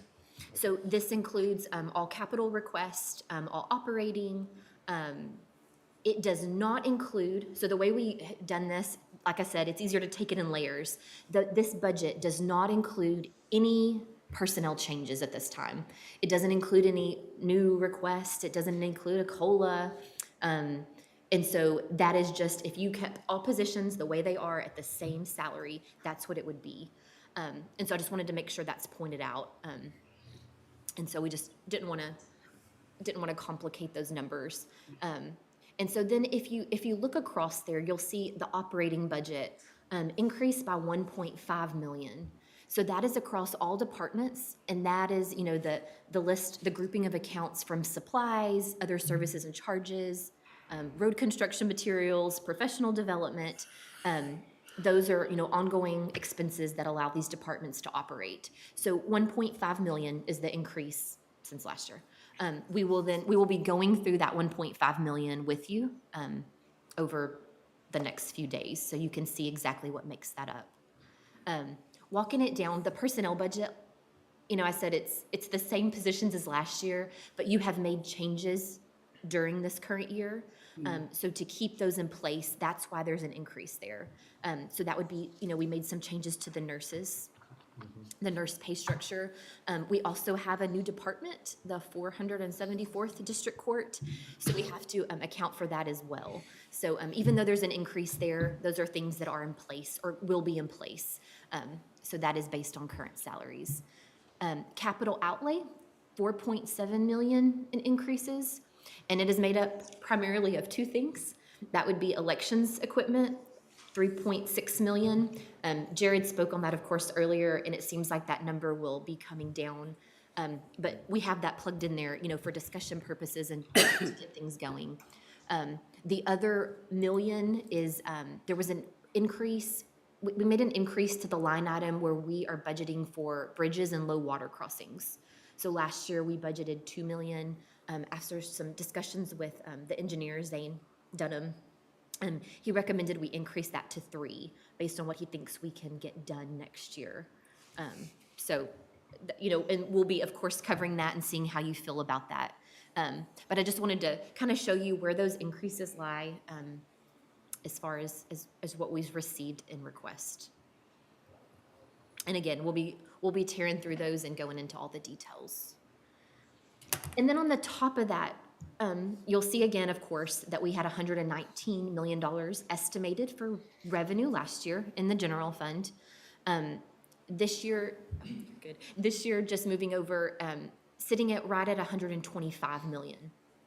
The ad valorem tax revenue, I wouldn't pay a lot of attention to it now. It's just based on that no new revenue rate. And like I said, there's still a lot of protests that are ongoing. But I wanted to point out sales tax revenue, the estimate is $5 million higher than last year's estimate. So this year we are looking to come in right at 25 million. So that is, of course, the last couple years have far and exceeded where we thought we would end up.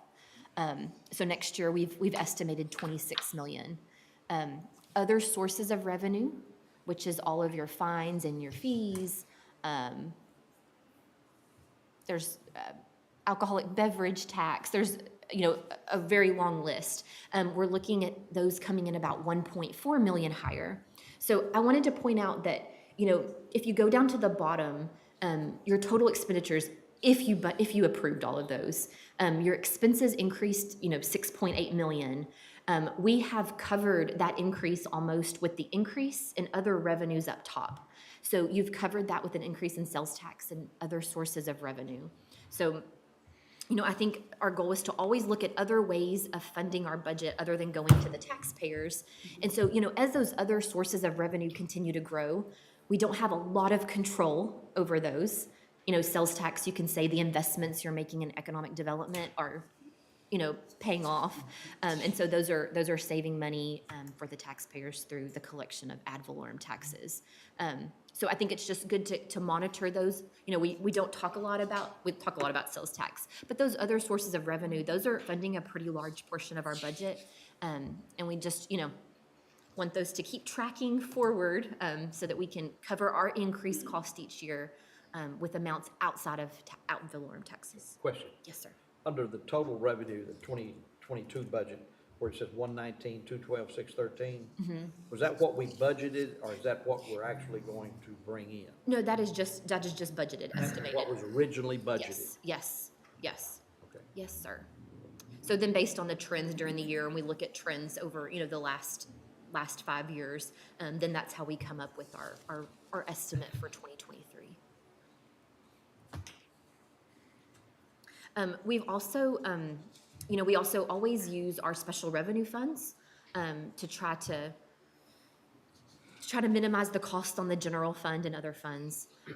This year we have some new funds that we're able to utilize and give a little slack to the general fund, but we're also trying to use funds as best as possible. Like those special revenue funds are there to spend.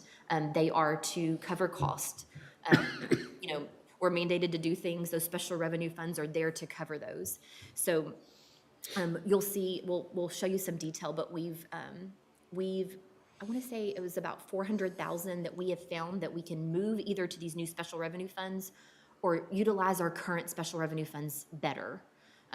So again, those are amounts that we have moved over. We have moved over out of the general fund and into those special revenue funds. So just always looking, like I said, we know our cost increase each year. It's just the nature of it, but ways that we can minimize the burden on the taxpayer. And then, like I said, we'll go through those requests, but then on top of that, like I mentioned, the personnel related items. So any increases you make to current positions, any new positions you approve, any cost of living adjustment, any change to leave policies or benefits. And then, of course, if you make any changes to either our TCDRS plan or if you decide to make a payment to reduce debt. So those are all things that would that be stacked on top of those numbers we just looked at.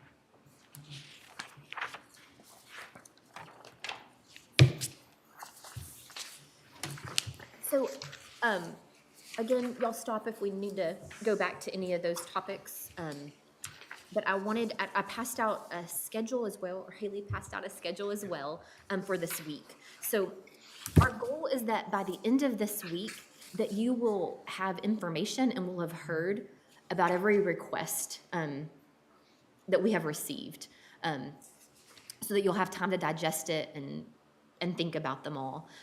So today, we were going to start with an overview, and then I would like to get into the operating request, the departments that we don't feel we needed to bring in, that we're not going to hear. They're not heavier departments. So you'll see that list there. Those departments do have increases, and so we can talk through those and see if you have any feelings. And I want to say too, as we've received department requests, we have really looked at line items that either are not being utilized fully or not being utilized at all, and making sure that that money's also not being transferred somewhere else every year. So we have tried to cut line items across the board and really, really hone down the budget to what's actually needed. So as we look at these departments, I just want you to know that we have looked for those areas. We've got buy-in from all the departments that we've requested. We've gotten some really big things, some big things cleaned up. So those things have already been done, and before they're presented to you. I lost my train of thought. I was also going to say, any of the requests we think have been reasonable. Like if there was anything that just, we thought this doesn't make sense as a county purchase, or if we have, everything we see we seem to think it's reasonable, and just, of course, need your buy-in on those requests. So that would be the plan today. Of course, we can go in any direction you would like. Tomorrow, we'll be meeting after lunch, and the sheriff's office will be with us. So we'll look at all of their requests and hear their justification for their request. On Thursday, we have a pretty full day. So we're going to be, we'll have TJ Jackson with us. So he'll talk about the maintenance operating budget as well as capital projects for next year. We will have IT. So we'll have Lisa Fetch and her staff, and they'll be talking about their operating budget as well as IT assessments for next year. Also capital outlay, if she has any capital outlay requests she'd like to speak on. Health services budget, Heather Travers. After lunch, Ralph Wallace will be with us to give us a presentation on our TCDRS plan. So he'll give us a glimpse of where we sit and what we can look to in the years to come. And then elections, we'll come back to talking about elections equipment. I know there's a lot of pieces to that puzzle, which Jared's spoken earlier, but we have him here again on Thursday just to hash out some of those things.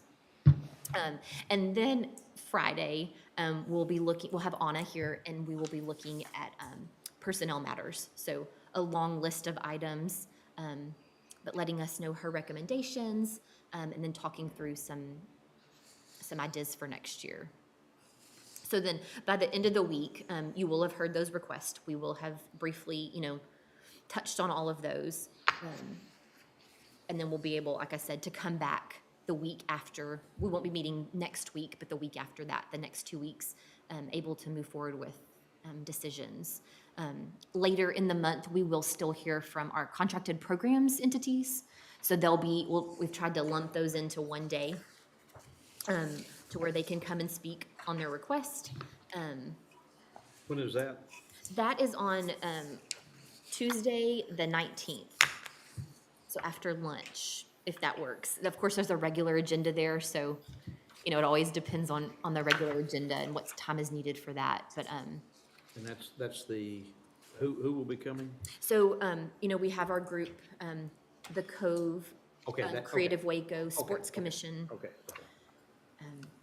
And then also that week, having Chris Collins, she'll be here on that Thursday to talk about economic development and the chamber, spaceport. And then also, of course, we need to circle back to special revenue funds. And so that's the plan. That's the plan for the month. Then hopefully that last week of July, like I said, we're voting on the proposed tax rate and filing the budget on Thursday, the 28th. So hopefully we'll have everything wrapped up to where that Tuesday, if we need to meet and just tie up some loose ends, we'll be ready to do those tasks on Thursday. Okay, thank you. Who all's going to the North and East Conference? Neither one of y'all, good. Okay. Any other questions for Francis? All right. So we'll get started going through these departments. I know it's tedious, but just we'll check off. And I don't know, and I hesitate to say it, but I don't know a general statement of what my goals are. I don't know about anybody else, but, two things that have been paramount in my mind. One is, we were all here and we felt the pain of the taxpayers who came to us. My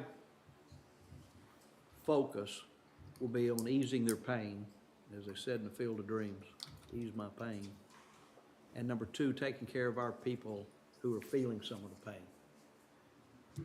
Our employees who have felt the pain of and how we can do that in a way that works for everyone is a primary goal of mine. And I'm just putting that out there, letting y'all know where I'm coming from up front. Sorry for that interjection. No. Well, That's good. I don't think you're dead on. I think that's where all of us are gonna try and be focused and mindful. It's just the process to get there. How we get there, Yes, exactly. yes. And then I forgot one thing before we just start going through those. There was also a paper passed out to you, and we've done this, I know, the last year for sure. It walks forward the budget and the fund balance for general fund for the last years. So of course 2022 is estimates at this point, but that's just going to show you where we estimate to end up, and then the years below it, of course, are actual. That is actually where we ended up. Ties back to our financial statements for that year. And just a good reference, you can see, what we came under budget for expenditures each year, where our fund balance ended up and what a percentage of our operating expenditures.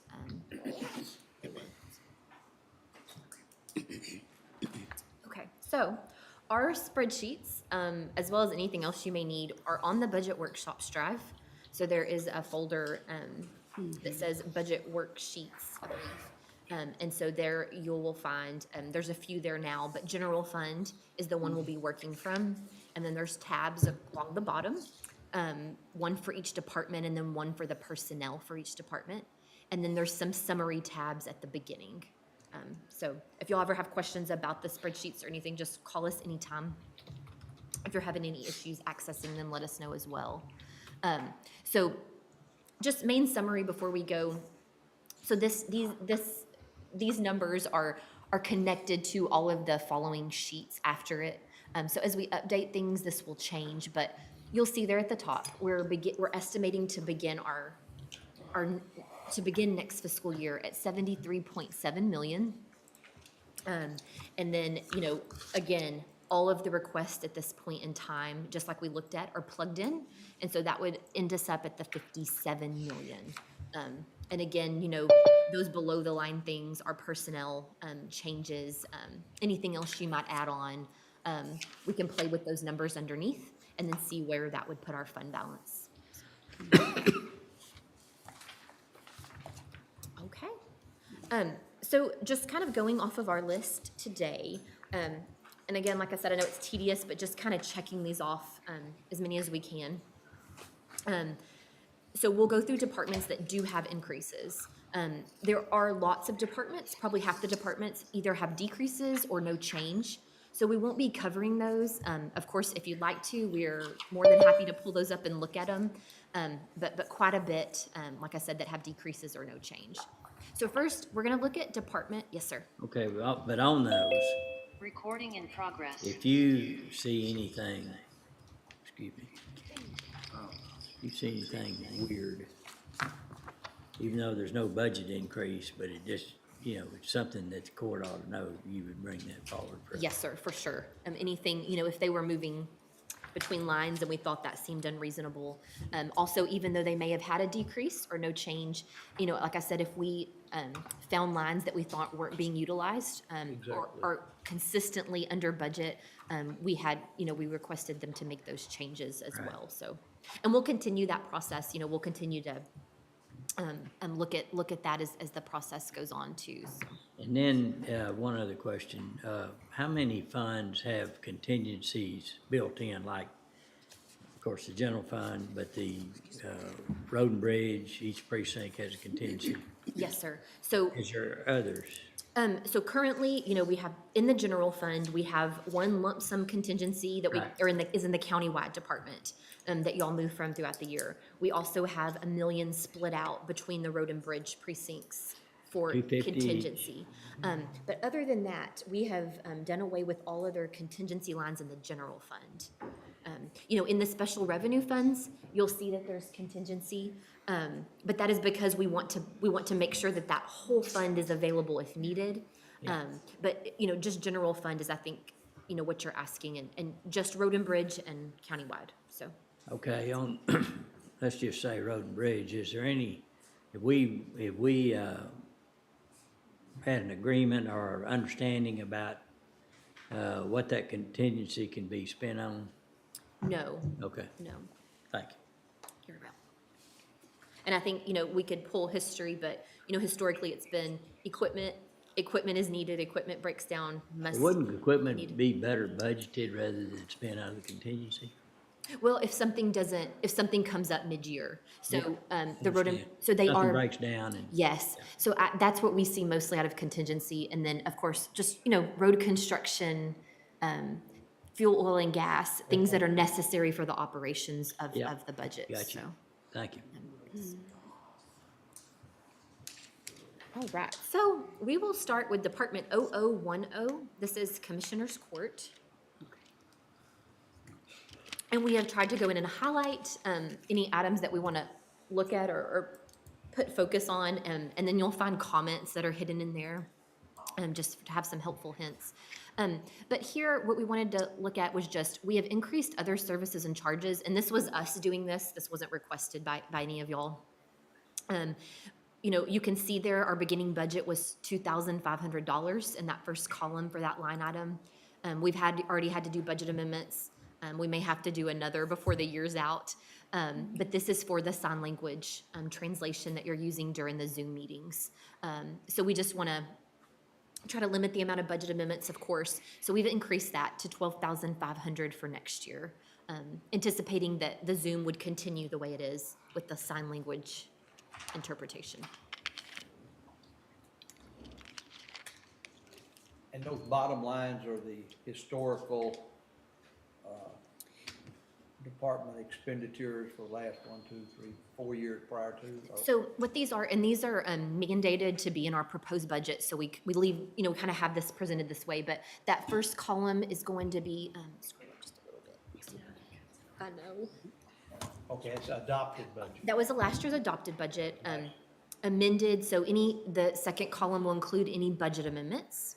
That third column is going to be what has been spent. We run these as May 31st, but we'll keep updating that. Then we project what we're gonna spend for the entire year, and then, of course, last column being, you know, what was proposed. But, you know, if you ever want to see, hey, what do the last 5 years actually look like? We have those saved out in a folder with the department request, and it'll show you what they've actually spent for 5 years. If you want us to pull something specific for you, just let us know, and we'll pull whatever you might want to look And I at. will say, Francis, depends on the court to, like, for instance, assumptions about what next, you know, the rest of the year is gonna cost and all that. You know, they'll admit they live down in a cave and it's real dark down there, and you're out in the light, and you may know something that would tell you that that's not gonna happen, or this is gonna happen, and we need to reconsider where that's gonna be. Yes. And so I know every year there's somebody from the court comes up and says, did we think about this? And sure enough, it was important.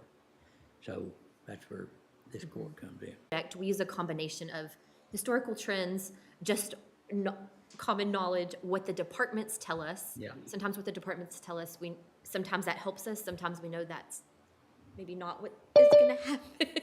So it's a combination of things, but yes, please let us know. And, a lot of it is for them to explain to us the methodology that they came up with, that conclusion. So good, works good that way. Okay, so if there's no more questions here, if y'all are all good with this, thought that was very reasonable, but just of course want to let y'all know of anything. So Department 0070 is Human Resources. So there is an increase to supplies and then an increase to professional development. And so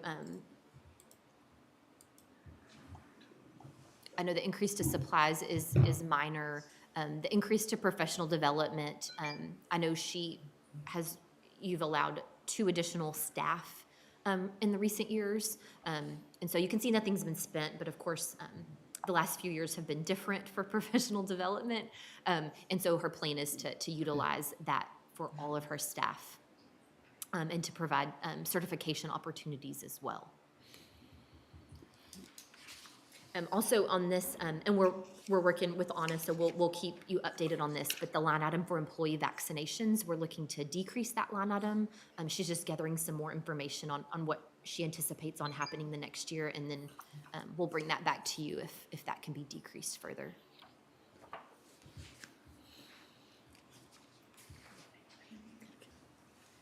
So if there's no other thoughts there? As it pertains to all departments and offices, is there a list available of positions that have been approved but never filled over a period of time? So that we know that there are so many open positions in each department? Is there? Yes. We have that available? Yes, we can work with HR, our office and her office can get together and we can pull that information for That you. have continually been left open? Yes. Even though, and have been funded and an amount actually plugged in, not just a dollar placeholder? Yes, yes. Gonna be a And big part of the discussion. Okay, thank you. Yeah, and just a reminder, I know this question's been brought up. We budget as if every position that you've approved is filled 100% of the time next Right. year. So Yeah, okay, thank you. you're welcome. Okay. So unless there's any other thoughts here, we'll look at Department 0130, County Engineer.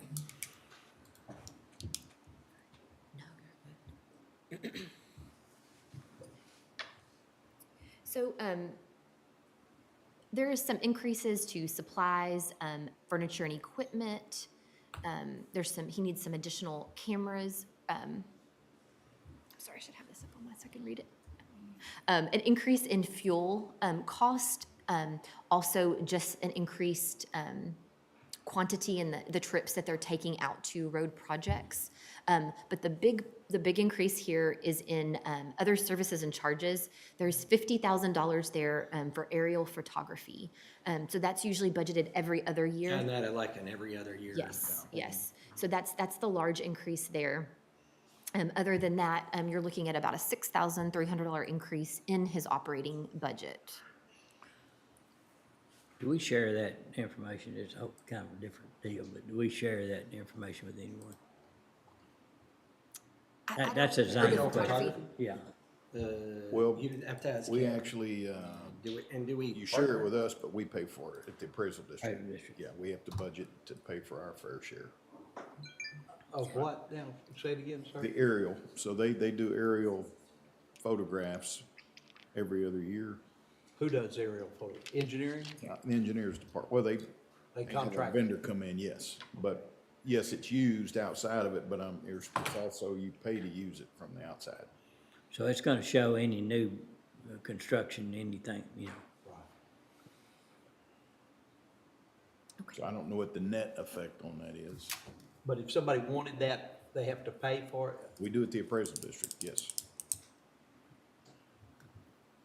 Y'all contract that with the county or Have just? an agreement with the An county. agreement? And appraisal district pays the county for that information? That, or we pay the vendor direct, I'd have to look and see which Okay. way it is, but I know we have to budget for it every other year as well.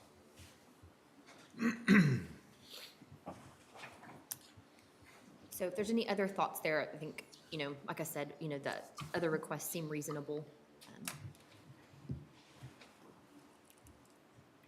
Okay.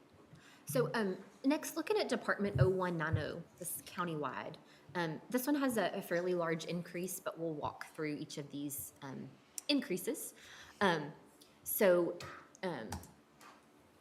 First line, we have highlighted bilingual pay, but no increase. I don't think we need at this time. Just wanted to just kind of highlight it and just refresh your memory on that is budgeted there. We spread to the departments as needed, as they have employees that fall under that policy. Our holiday payout line. So, you know, currently if we have employees that work a holiday and they don't take that time within that pay period, you know, there's some policy stipulations, but then that can be paid out here so that doesn't build up and roll into any other leave. So, you know, we're looking at projecting to spend right over $380,000 this year. So we have increased that budget by $85,000. And so, you know, I know that can be linked to, you know, if we have more vacancies and employees are, you know, working more overtime or not having the ability to take off when needed. But that is just something that, as long as we keep that policy, we'll always have a cost there because we will always have employees that work holidays because that is their schedule. And so there's no way for them just to have another day off within that same pay period. Give me an example of somebody who would have to work a holiday. So all of our jail, sheriff's office. Okay. I think countywide, you wouldn't really see it very many places other than our correctional facilities and our sheriff's office. Okay. Juvenile be different, but it adds up quick. So. Okay. And again, just based on historical data, so like I said, if we keep that policy in place, there's not a whole lot we can do there. Moving down, other services and charges.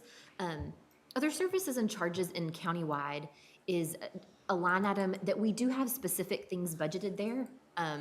So I know like our Hub International monthly amount is budgeted there. There's some other monthly things that are reoccurring, but it's also, we have a little bit there. It's a catch-all. So, you know, you can imagine that through the year as you're approving things, you know, it might be I'm trying to think things but anyway, it's something that items get added to it frequently during the year. So you'll see there that we're projecting, and we've already done budget amendments to increase that line to $150,000. We would like to increase it to $135,000 just to give a little bit of space there for things that pop up during the year. Again, we anticipate that we will need to do budget amendments, so we feel that we should go ahead and increase it to limit the amount of amendments done throughout the year. And then professional services is the next line down. So we have some budgeted for just, again, for general use, for things that occur throughout the year that we consider a countywide expense.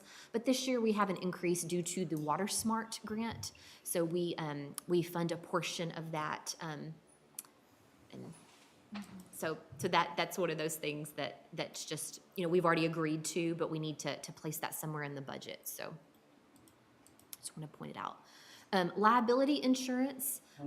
So, you know, our policies did increase this year. Again, had to increase it mid-year for some of those liability policies. So we've increased it a little more moving into next year, anticipating that some may increase a little bit.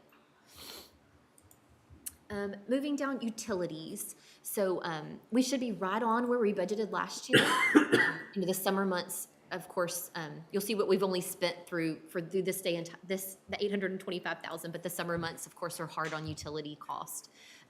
But just looking at the trends, we think we should increase that budget to $1.4 million for next year. I'm afraid we're gonna pay a little more in electricity. Yes.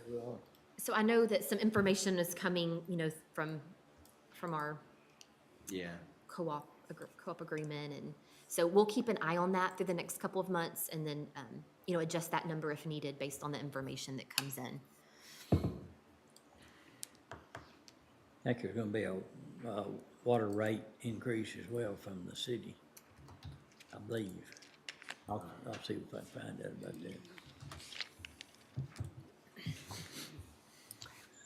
that. The tax appraisal services line, so we, the appraisal district, I know their budget is not finalized, so this number is subject to change for sure. But just based on their preliminary information, just a slight increase of about $6,700. And, you know, so their budget is split by levy amount to all of the entities in the county. So school districts, cities, the county, MCC. So that would be our portion just based on their estimate at this time. And they bill us quarterly for that.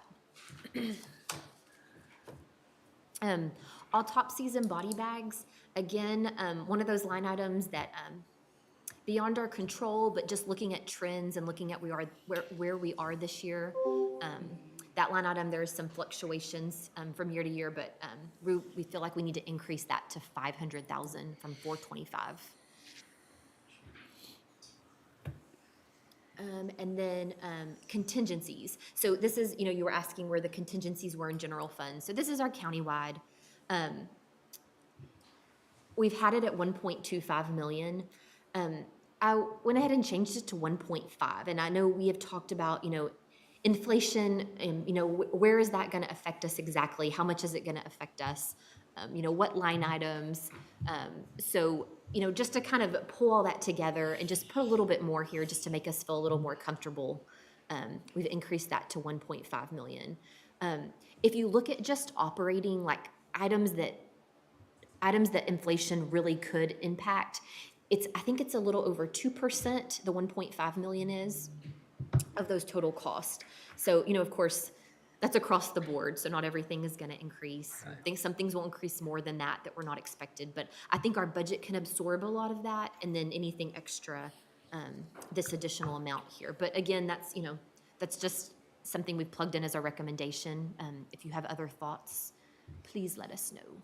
So if our assumptions on, for instance, fuel, oil, and gas, if we underestimated, then that's how we would cover it. Yes, sir.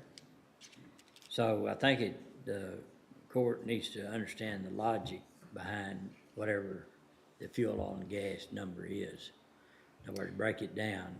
You know, what do you, if it's, you know, the Road and Bridge and SO Patrol will be the two higher users, I would assume. Mm-hmm. So are those assumptions the same? In other words, we're using the same assumptions. Yes, and so for fuel, oil, and gas specifically, if departments did request an increase, we did leave those there because the fuel, oil, and gas, you can see it happening, you know, before our eyes right now. And so we relied on departments to let us know what you know, if their usage was going to increase or decrease. But I think the increases do seem reasonable with, you know, no one can predict exactly what's going to happen next year. But are they the same? So that's where, you know, not exactly. And so we can look at all of those. We can pull those lines out and really study those and see what trends we see. Yeah, I think just asking department head elected official how they came up with that amount. Mm-hmm. You know, it's going to be mileage and it's going to be the cost of fuel. Yes. Somewhere in there. So, you know, as long as makes sense.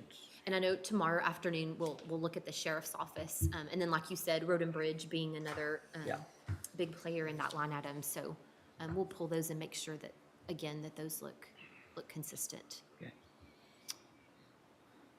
Any thoughts about any of those? I know these are heavier line items in this department, but.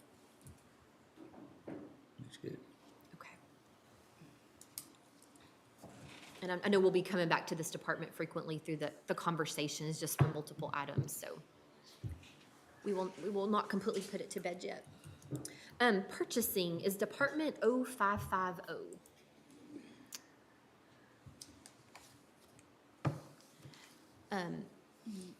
So start there with the first one that's highlighted, furniture and equipment. So, you know, they have, they're in the process of renovating their office, but they are needing new furniture, as well as new furniture for their offices, but as well for their conference room, where they have bid openings and vendors come in. So they are, What happens to the, I mean, we've had an apartment forever, so what happens to the furniture they currently have if they're moving to another? Are they not taking it with them? well, I think it's just kind of a refresh. So, you know, I don't think it's not necessarily that the furniture is not working as it is right now, but I think it's very outdated. Might want to go in there and kind of look at it. So yes, nothing is, something could be broken, I shouldn't say that, but nothing's not working for them at the moment. But just, you know, in those refresh spaces, you know, they want something, I know that looks nice and is efficient for them as well. You know, some of those old desks don't even have like keyboard drawers and I things. think they were approved in the 1962 budget. I think he shops in that furniture at the Bell Building. But, Commissioner, we do, keep inventory of, furniture, you know, used good furniture for other places or quick setups and those kind of things too. Yeah, so it would sit in surplus until auctioned, unless somebody needs it. And then any of these, like if you want to hear from Ken firsthand, we'll bring him back in, so just let me know. Yeah, he and TJ can kind of give an outline of what they got in mind there. And then he has a slight increase in other services and charges due to a hotspot. And then an increase in professional development. So he has a new staff as of last year. And so also wants to update certifications. So just something that's a goal for him moving into the future.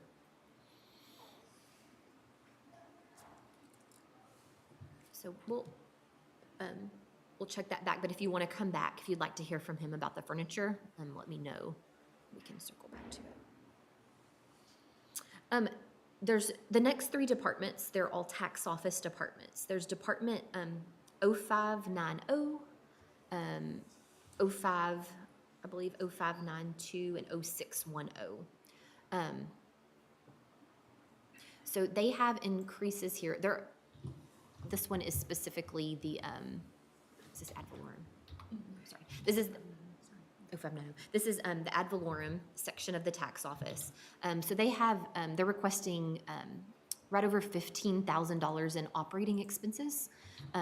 So they have an increase in supplies for paper. There is an increase in furniture and equipment. And this is for currency counters, additional cameras, and some furniture for their office, as well as a monitor or TV for the lobby and a laptop. There's not already a TV out in the lobby? There is, I'm pretty sure, yes. There's a monitor, yeah. So I don't know if This is in the, well, what constitutes ad valorem and what constitutes automobile now? Because I think it's all mixed up, isn't it? It is, and they do still have to differentiate those two. I'm so sorry, I can't. That's right. Two budgets, so. Yes, because they do bill out the ad valorem side to entities to help with the cost. So they do have to spread it apart. So, you know, we rely on them to let us know exactly what department they think those costs are attributable to. I mean, there's a lot of TVs in the lobbies, right? What lobby is he talking about? Is he talking about the lobby in the External or internal? Uh-huh. So Let me pull up. Confusing with all locations too. Mm-hmm. Other locations. Oh yeah, right. Yeah, I don't know if that was it or not. Yeah, could be.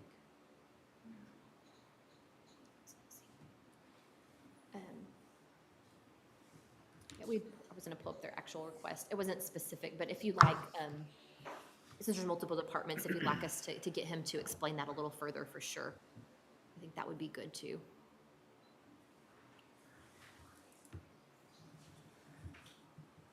And then just moving down, they've requested increases to other services and charges, due to increased shredding. There's an increase to postage. There's an increase in the postage rate that's coming, I guess it's already begun, 1st of July. And then there's an increase to repair and maintenance. Okay. And that is some added maintenance agreements that have been tacked on to that budget, so. Thank you, Brian.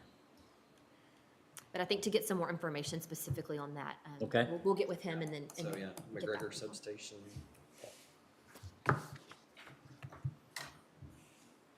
Okay, and then his other department, 0592 is the McGregor Substation. Again, an increase in supplies for paper, and then an increase in repair and maintenance, again for added on maintenance contracts for equipment they have within their office. It's just altogether, they lowered their other line item, so it's a $50 increase net. And then 0610 is the auto portion of their department.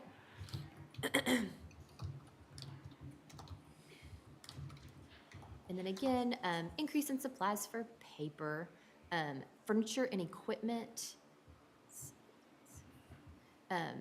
So there's a lobby TV here as well, currency counter and furniture. So like I said, we'll get him pulled in and he can give us some more information on how that's broken up there. Postage and shipping, again, increased postage cost. Repair and maintenance,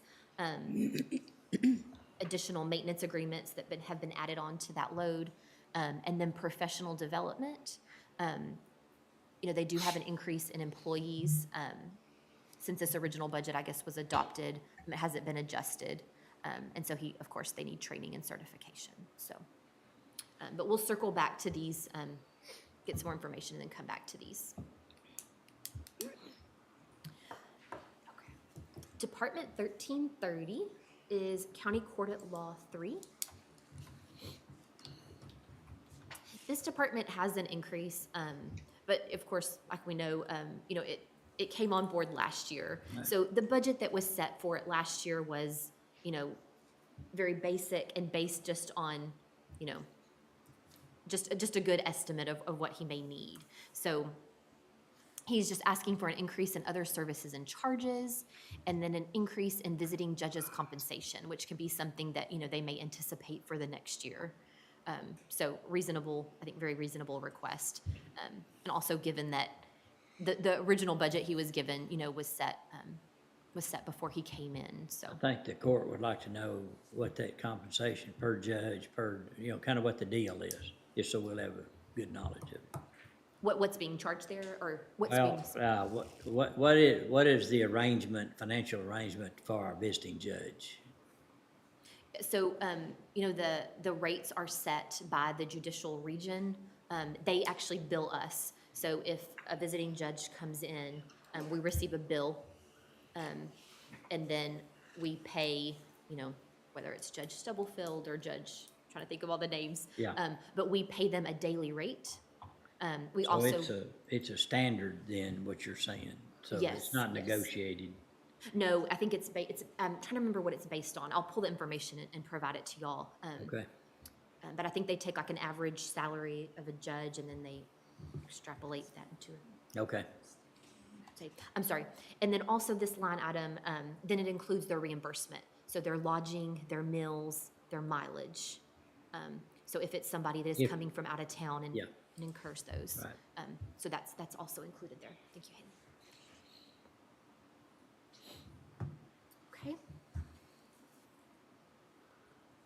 Okay. Next we have 1445. It's our Child Protective Court. Judge Mikowski. Just a very minimal increase, but just increasing the line item for court reporters. So that is used for not our court reporters that are on staff. This one's a little different, but that's if they have a substitute court reporter or court reporter service come in. So just based on the trends, I think $1,000 increase there is very reasonable.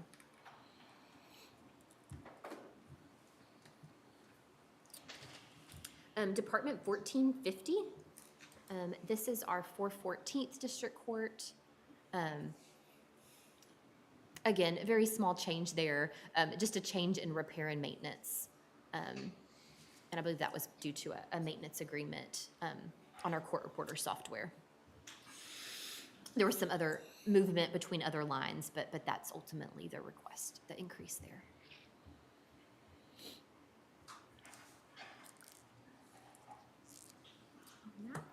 Department 1611.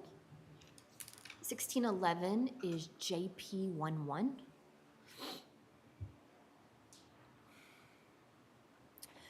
So he is requesting new furniture, specifically new desk for the clerks in his office.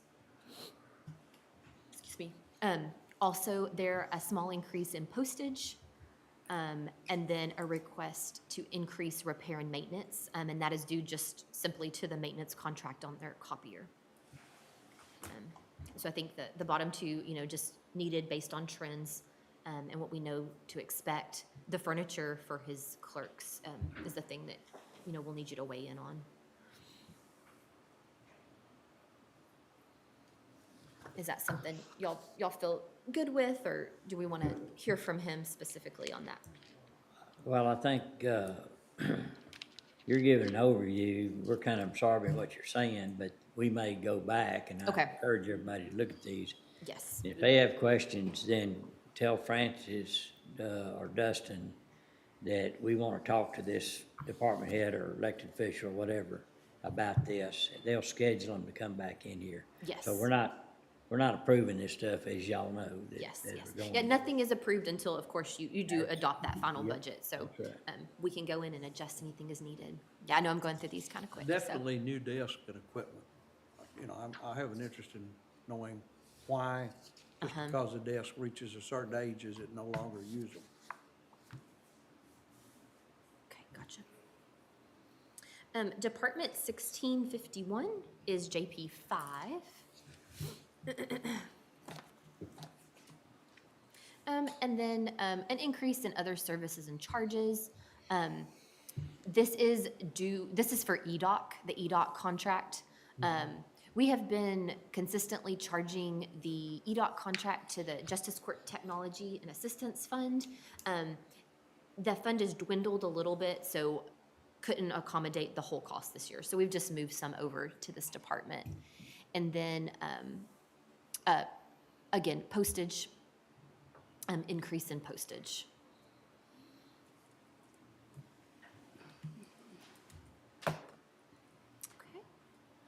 Department 3110 is Constable 1.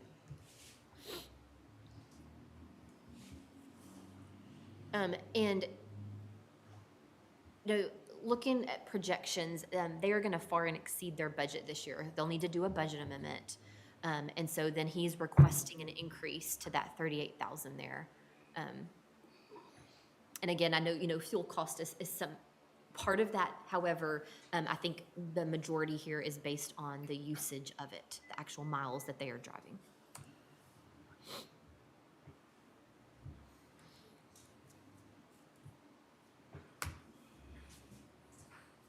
Okay, Department 3120 is Constable 2. So there's some, the net is only about a $600 difference.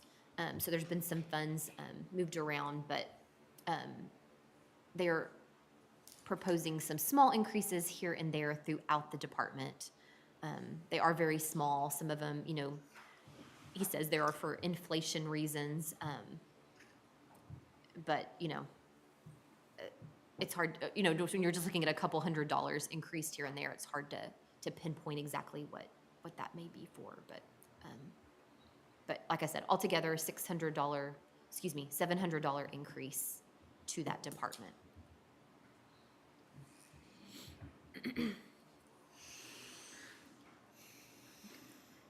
Department 3130 is Constable 3.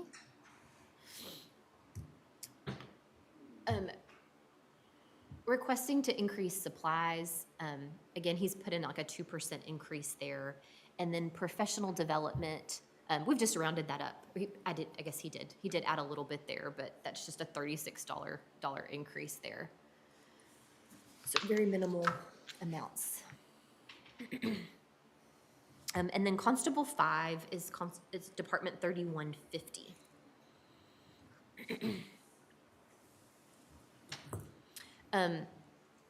Increasing other services and charges. And this is, we had some accounts that were kind of spread all over the place. So we've tried to bring some of those in together. So this is reflected here in this line item. This was budgeted somewhere else and we've moved it over. So that explains the increase there. And then professional development. They're asking for an increase there for their staff. That's been consistent that people are asking for more money for professional development for the upcoming year.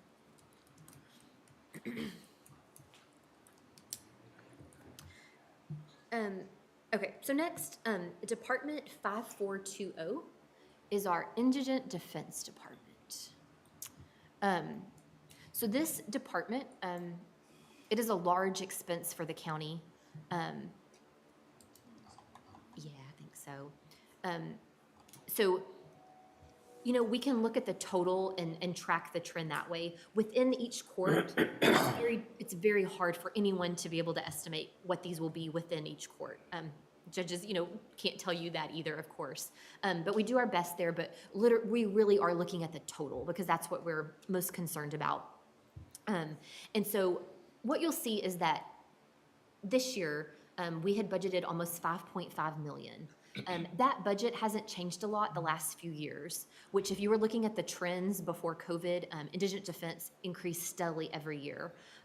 So we've never had the scenario where those costs dropped off. So we've seen those come back up, and you'll see there we're projecting to spend about $4.5 million before the end of the year. I think though, because of course we didn't have a full year of a lot of judicial activity this year, I think we need to bump up the budget just a little over $5.6 million. So not a huge increase over last year's budget, but it is a large increase over what we actually expect to spend. But again, one of those things that dropped rapidly and will come back up rapidly. So we'll just continue to keep an eye on this department.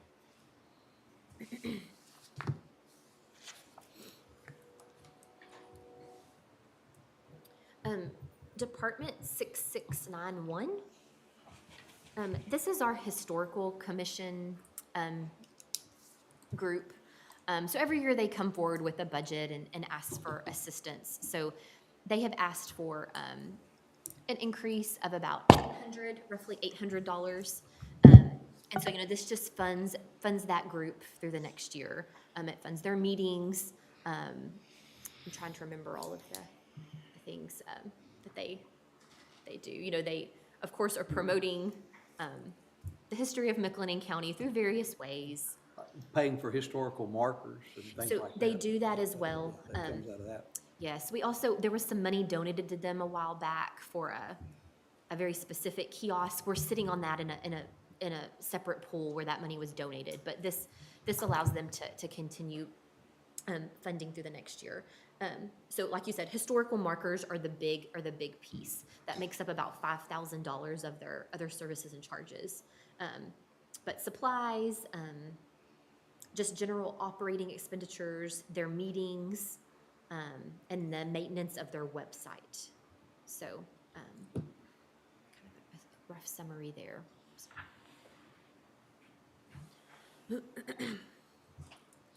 And then we have Department 7660.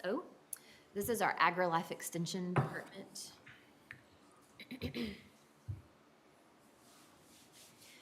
They're requesting an increase to furniture and equipment to replace some old furniture that, per their comments, is not in good shape.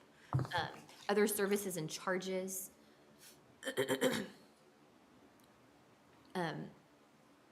Again, that is just based on the fact that they will exceed the budget this year. So, you know, looking at what we project them to spend, that number needs to be brought up to what they're actually spending. And then travel reimbursement. So that is what we're reimbursing the agents, the AgriLife Extension agents, for their travel throughout all of the events and fairs and things. And so he is saying there's an increase in events, and there's an increase also in youth participation. So that is going to affect how many miles they are traveling around to assist with those programs. And he did accommodate those increases somewhat in some of the other line items, like he decreased professional development to take into account some of those increases. Does professional development, does that include like travel, or is that just the cost of the registration for the actual development, but that's all rolled in? It is. So professional development is your, like if you have a conference or training fee, it is your mileage, it is your meals, it is your lodging, it is parking and extra cost. So yes, any cost associated with it is rolled in there. The travel reimbursement line is more for in-county mileage. So just your day-to-day activities, if you go to a meeting, those are reimbursed on the IRS mileage rate for the county policy. So we've kind of gone through those departments with increases that are not coming in later this week. So, we went through some, and I know there's questions, but as you can see, that group, I think the increases are mostly reasonable and pretty minimal. The large part of the operating increases are departments that we already have scheduled, so we know you want to hear from those. So those being sheriff's office, maintenance, IT, health services. So we have those. You can hear from them firsthand from the get-go. So, I don't know if y'all want to come. So we have sheriff's office tomorrow. If y'all want to come back after lunch, we can. Trying to think, we can look at some other things and start digging in.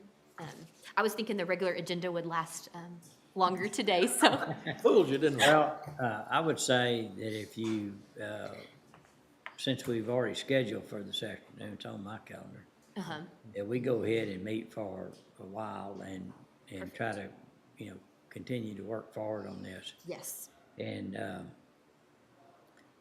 so it's okay. We'll recess here in a minute, and then we'll come back at 1:30. Sounds good.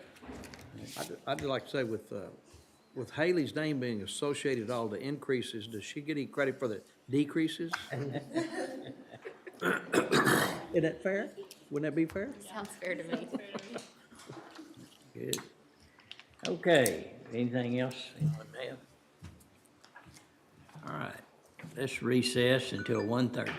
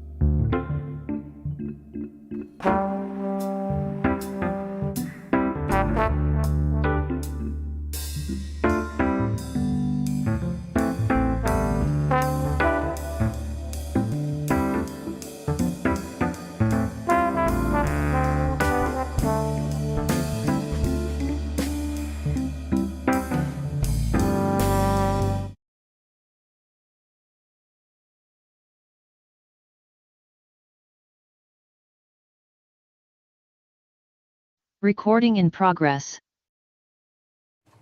Bear with us, we'll get it there.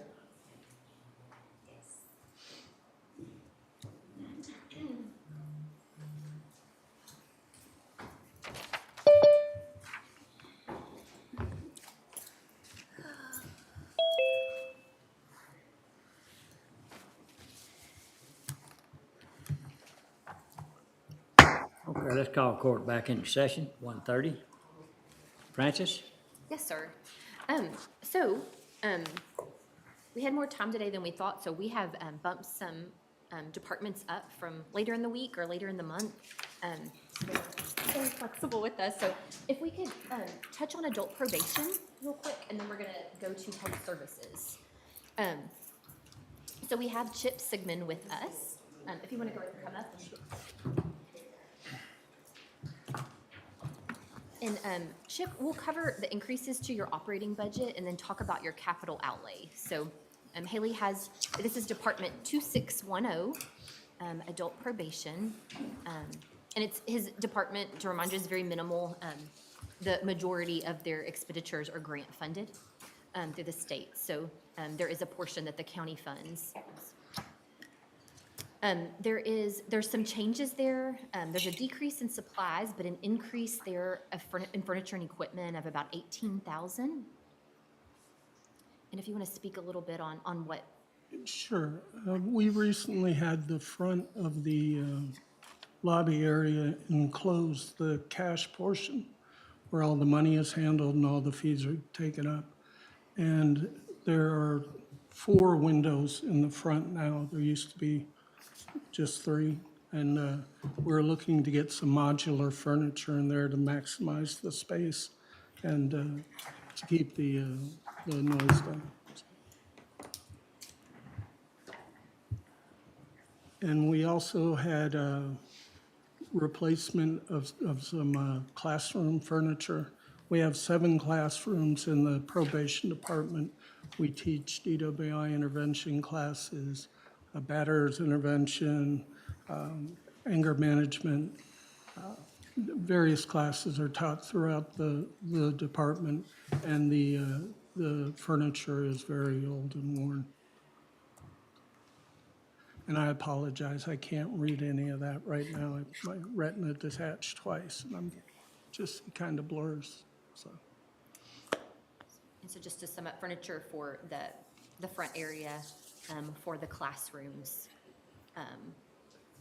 And some of the classroom tables to make them ADA compliant, to keep us within guidelines on those. So the majority of this is replacing stuff that you already have, or is this brand new in addition to what you have? It's replacing the furniture that we have right now, the folding tables and the like, and the collapsible chairs. In the, I can go through all of the furniture and equipment lines that we had separated out if you'd like me to. That's Okay. great. There were the 4 workstations in the finance area. As I said, it was modified from us having 2 tellers to now having 4 tellers up front. And to maximize those windows, we were looking to get partition workstations put up in that area. The quote we got on that was $12,696.89. The next furniture and equipment was a paging system upgrade for $1,900 to the lobby area so that we can have 2 paging stations now that we have 4 people up there. Also in that was $1,771.08 for an upgrade of additional security cameras. There are portions of our building on the outside that weren't getting videotaped, and people were going back there, and we actually had a vehicle vandalized, and we couldn't tell exactly who was back there because the camera didn't cover that portion of the building. There were 20 chairs that we were looking to replace in the training rooms. but rather than replace those, I'm sorry, there's a need for office chairs within the department, and we had some newer conference room chairs that the county was good enough to purchase us last year. And in lieu of getting new office chairs, we were going to take those bigger chairs in the conference room and give those out to the people who actually needed new chairs within the office, and get a compact set for the conference room to make that a little more usable so we can get more people in there. Chair mats haven't been replaced since I've been there, and that's been since 2008. And we did we did a inventory of all of the offices, and there were a total of 53 that needed to be replaced. But we're looking to replace those in over 2 fiscal years, and those would be $2,408. And then the classroom furniture was by far the biggest portion of that. There are 175 classroom chairs, 51 tables, 4 instructor stools, and 3 hand movers that allow us to move furniture throughout the building. And that was for the replacement furniture I was talking about for all of those 7 classrooms. And that was it for the furniture and equipment. And an estimated $5,000 for the need for ADA furniture. During this fiscal year, we actually had some money taken out of our one of our lines because we had to buy, we were over on other services and charges. And I think a portion of that may have been due to buying an ADA piece of ADA furniture that we didn't budget for last time.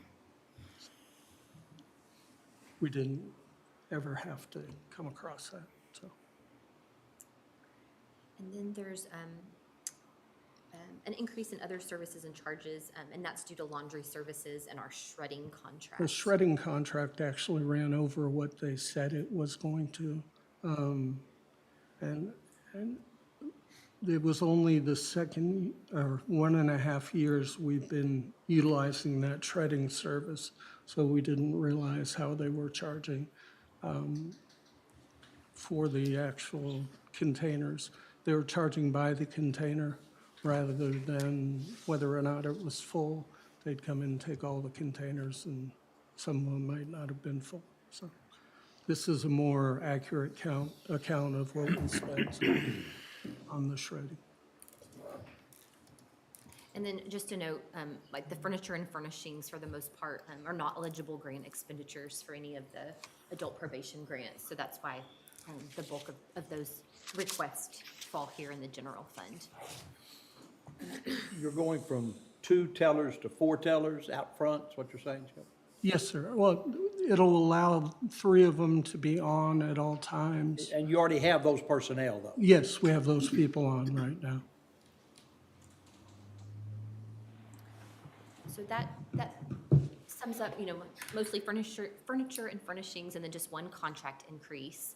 And then there's 1 capital outlay request, and so you all are requesting a police interceptor utility vehicle.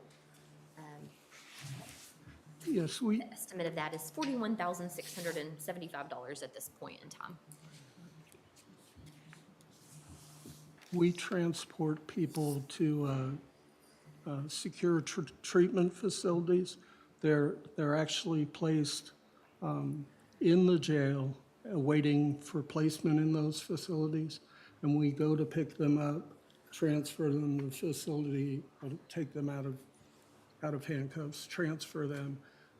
Presently, we don't have any vehicles that have any partitions in them, and I'm one of the departments that allows the probation officers to carry weapons. And we've been running into the problem of having a weapon in the vehicle and transporting a person to treatment who may or may not want to be there. If there's any issue and they run off, we're not able to go arrest them or anything like that. We let them go and get a warrant for them. But in the interest of safety, we were looking at a way to get a vehicle that had some kind of partition in it. And we asked the county to see if we might be able to use one of the ones from the sheriff's department. And they were concerned, because we don't have arrest powers, having that sheriff's emblem out there and somebody thinking, hey, we need help, and we're not able to assist in that manner. So I fully understood that when the sheriff told us that that wasn't going to work. I then asked if they had any vehicles that were nearing the end of their vehicle life, and they pretty much told me they run them until they're done, and they don't want to give us a second-hand vehicle that may not be usable. And it's not it's a pretty much a one-time expenditure for, for quite a number of years for those transports. So you have a vehicle now, and what you're asking under capital outlay for another vehicle new that's rigged out for For appropriate transports. transport. Correct. Good, gotcha. How often are you guys doing these transports? One or two a week. We transport outside facilities, upwards of 6 times a month. We'll take them out. We do have other vehicles that we've bought with grant money, and we utilize those for field visits, curfew visits, and the like. But having them in a transport status with an officer, with or without a gun, just put me in the mindset is I don't want them in that. I don't want to tell them they can't take their gun because they can't keep it secure when someone's riding in back. And they're not cuffed? No, sir. Have you thought about contracting that out to see what that might look like? Actually, no, I haven't. Just curious, with 6 to 8 a month, I'm kind of curious where the new vehicle, or would it contracting that out be something that would be feasible? I can certainly check that out.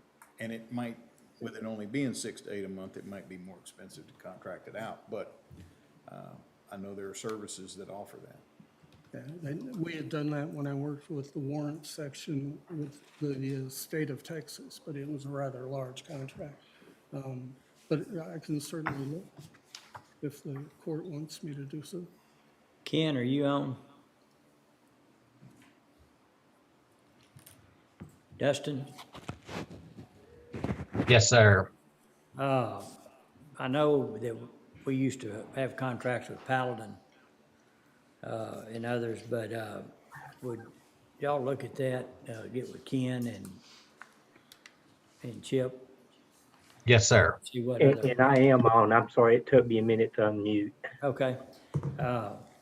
Well, just look and see what other options are available in regards to transporting folks that need to be fairly secured. Will do. Okay, thank you. Yeah, if you can get with Dustin and Ken and see if that's an option. No problem. Okay. Is there anything else? I think that was it, just the operating and the capital outlay. All right. Anything else y'all have for? Any other questions you would have? Thank you very much. Thank you so much. Oh, no problem.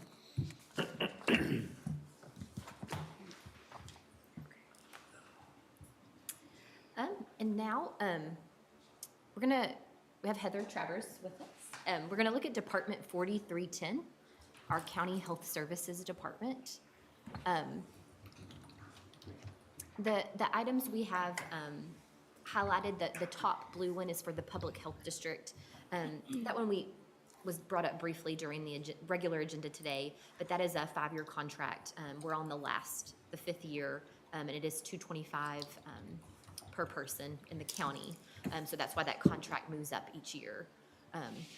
Can I ask a question about that? Sure. With that particular, under the contract, we're paying that amount per the population of McLennan County. Uh-huh. And then the cities are paying that amount per their population. So isn't that double paying if we're paying for everybody in McLennan County and the cities are paying for, how does that work? Or how did that contract get written that way? Dustin, can you get that contract? I believe it does not double count, but I may be wrong. So we do pay, we pay per person for the county, and it's based off of $256,623. Okay, so it could be double counting then. So it's the whole county. We pay for every person in the county, and then the cities that contract are paying for their citizens. That's right, and So we they're, so pay. we're double paying for everybody? We pay less, and so I guess it's. It's cumulative, and Ben, I think you were in that one meeting that we had, that they have their budget, and so they broke it out according to what everybody would split up to end up coming to match that budget, I believe, which we took on 25 cents and others took on different amounts, but it was, the goal was to get it to that total budget amount. It But was kind of a backwards approach to it. it was, yeah. Here's what we knew we had to have, now how do we get it? That seems like a backwards So- approach. But, you know, we should get the financials on the public health, district that would show that they're, in other words, they're not overcharging people and stockpiling cash. And at the time, to their credit, the city was paying the lion's share. Yeah, most of it. Way more than the lion's share. But does They the city still of are. Waco have to pay, I mean, they're paying a line, they're still paying a portion also. Bellmead, Hewitt, Woodway, Yeah, there's a whole list of cities. yeah. All of the cities don't pay. Some of them are Some not of them contributing members, but they're all Beverly Hills, I don't members. think pays. I'm gonna look up the last, financial report they gave us at the last quarterly meeting. But we pay the $2, going to $2.25 for every person in the county. This year it's gonna be right at the 260,000 census. Every other city, they pay proportional like that for the people in their cities. But like I said, some of the cities don't pay. Not all of them are contributing members. The city of Waco pays an enormous amount.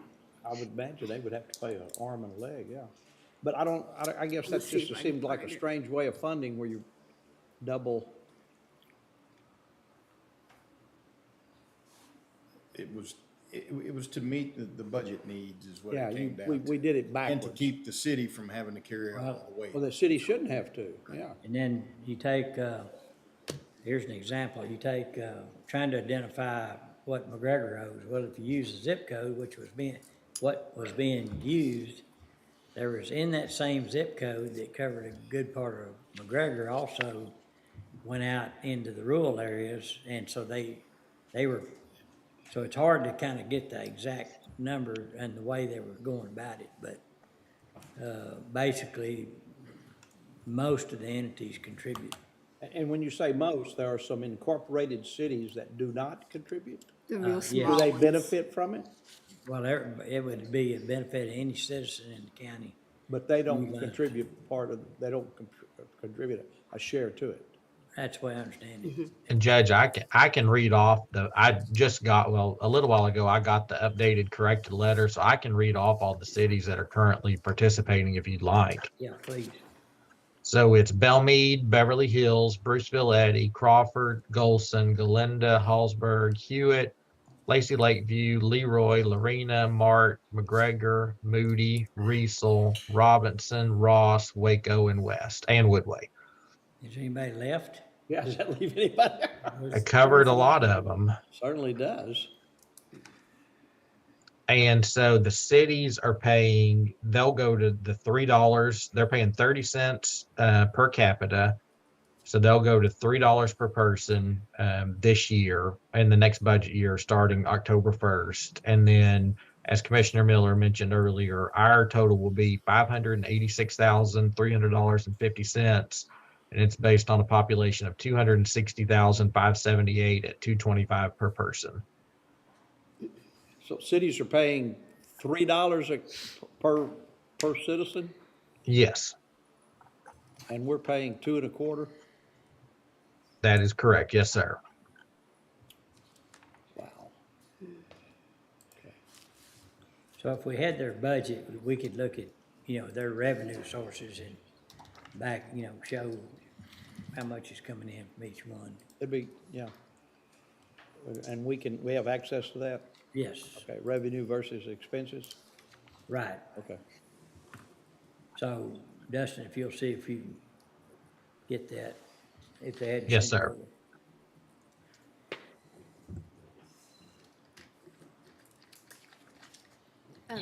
And so, then just moving down, I just wanted to point that one out, but the one that's in orange is the Family Healthcare Center, Waco Family Medicine. I'm trying to think of what they're. Yeah, Waco Family Medicine. Waco Family Medicine. And so we don't have a request from them as of yet. So it's orange there because we do need to come in and Didn't that come today or did we get something on them just? not that I know of. I think you might be thinking of the Public Health District. No, we just got a letter from the Public Health District Maybe for so. the Okay. 225 amount. Okay. But then the other one highlighted in blue there is the indigent healthcare line. So I'll let Heather speak on the need there. So I think based on what we're looking at this year, remember last year we lowered it. And so I think that we're at around the 2 million mark already for this fiscal year. I always have to play with the figures because we always have reimbursements. And so what figure do you have so far that we've paid in claims? As of today, it's 1.7 million. So I think based on what we projected for last year, we should slide right in at the 2.5 this year. And so the suggestion to increase it is really just based on inflation, just basic increasing. Our numbers are increasing in the program compared to last year. And so, if our numbers stay high or our numbers increase, then obviously our claims are going to increase. So the factors, the variables are increased cost, and the other one would be increased population. Yes, sir. Increased participants in the program. Yeah. Which generally population is going to drive some of that anyway. Last year when we met, we had 241 enrolled when we met for budget, and this year meeting, we have 306. And so that's just, but remember when we looked at those graphs when we were trying to figure out what to do with the budget last year, we noticed that there wasn't always a correlation between an increase in client numbers and an increase in claims. So if you just pay attention to that, it doesn't always correlate. And so sometimes your numbers are high and your claims are low. It just really just depends on what kind of, so it's very unpredictable. So your base, is the 238, is the 2,381, is that a good estimate, Francis? That one's formula driven. So that 1.587, that was through the end of May. So we look at how many months that is behind and then come up with our best estimate. We've been averaging around 250 a month, 240, 245 a month. 250,000 a month. Now, there's always reimbursements, and those are always unpredictable too. I mean, it's nothing for us to get a pile of checks in the mail for, $40,000 reimbursement or not to get any. So, and that all depends on if, a previous client has gone Medicaid and now Medicaid's reimbursing claims. There's so many variables to that as well.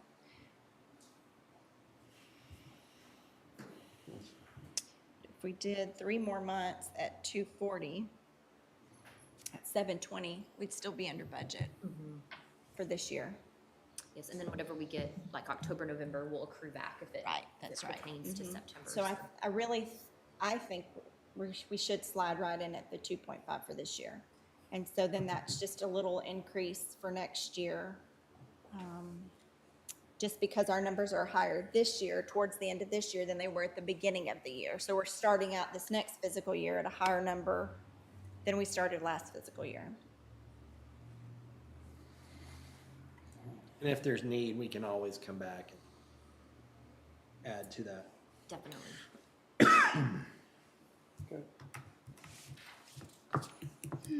One of the things, you know, the hospitals have been utilizing their charity programs, and so I've not been able to really get a hard answer on, are they going to continue to do that? Are they going to stop? Because that, I think, impacts the program as well. When they can write things off as charity, they don't weigh so heavily on the client to go out and try to find a funding source. Is that dependent on federal mandate? And Well, that, federal if that ends, federal, okay, I see what you're saying. Yeah, it's really hard to get a concrete answer on that, but the roundabout answer is yes. Profitable nonprofits. Yeah.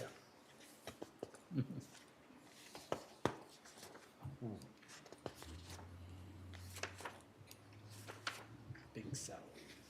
And last year, I wanted us to be sure and pay attention to the border crisis, but we've not seen an increase in undocumented that we've been serving. I expected that we might, but Yeah, it's actually decreased. Yeah, I've talked to several agencies, we haven't seen anything here yet, but Mhm. And this time last year, we were serving 55 in the program and currently 28, so, I mean, that's a pretty big decrease. Well,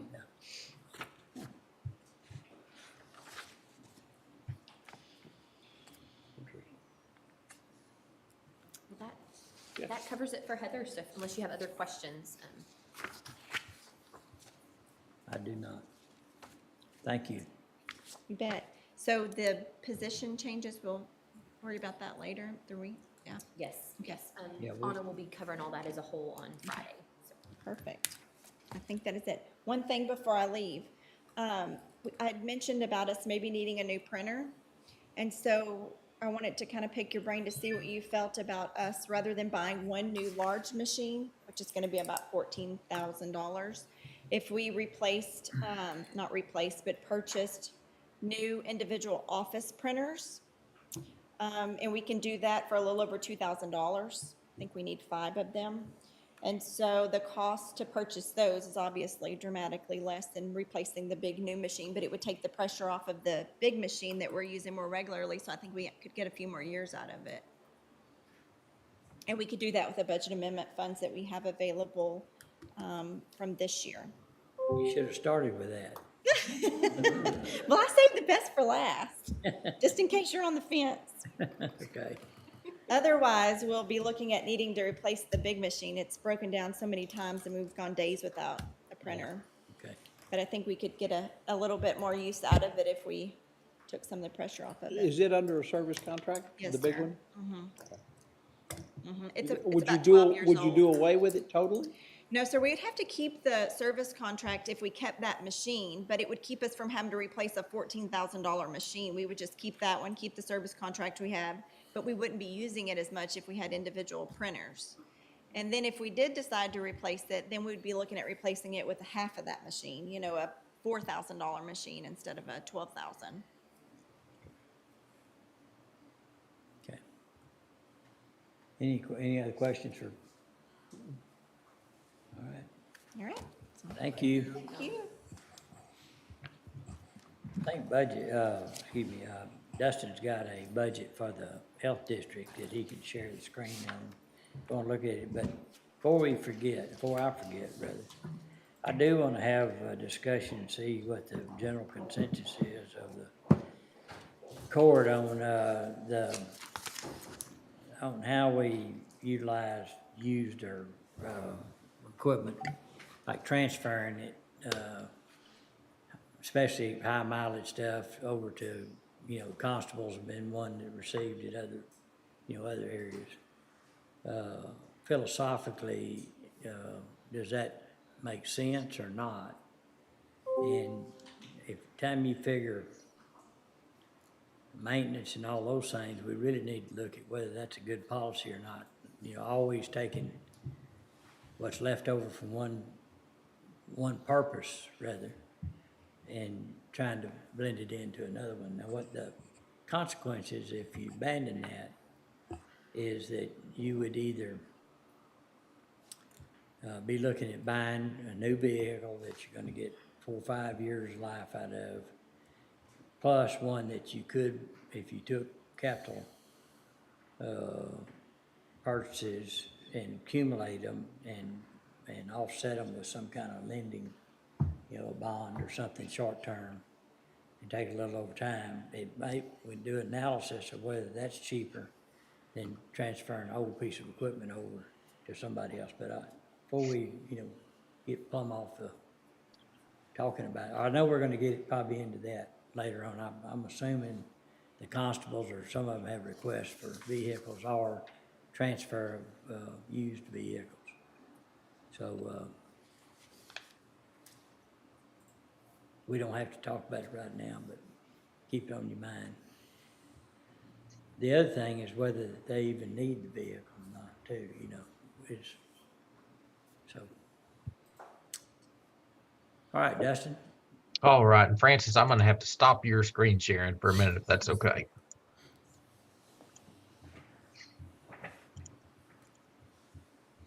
All right, can y'all see that okay? Yes. All right, so this is the funding and non-funding cities from the April board meeting that Commissioner Miller sent over. So you can just see the cities, funding cities with their annual amount. They have the amount paid to date. The county was in with our 513,000 and what we'd paid to date. And then the two non-funding cities are Hallsburg and Leroy.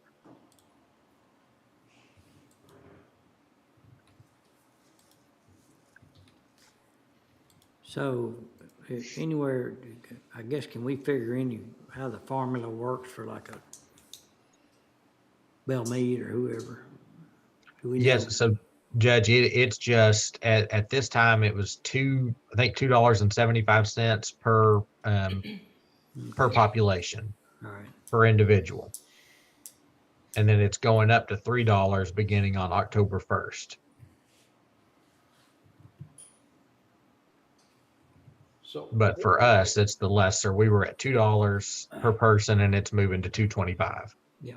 so the question I would have was when the cities are bumped to 3 and we're bumped to 2.25, what does that do to the revenue side versus expenditure side for that?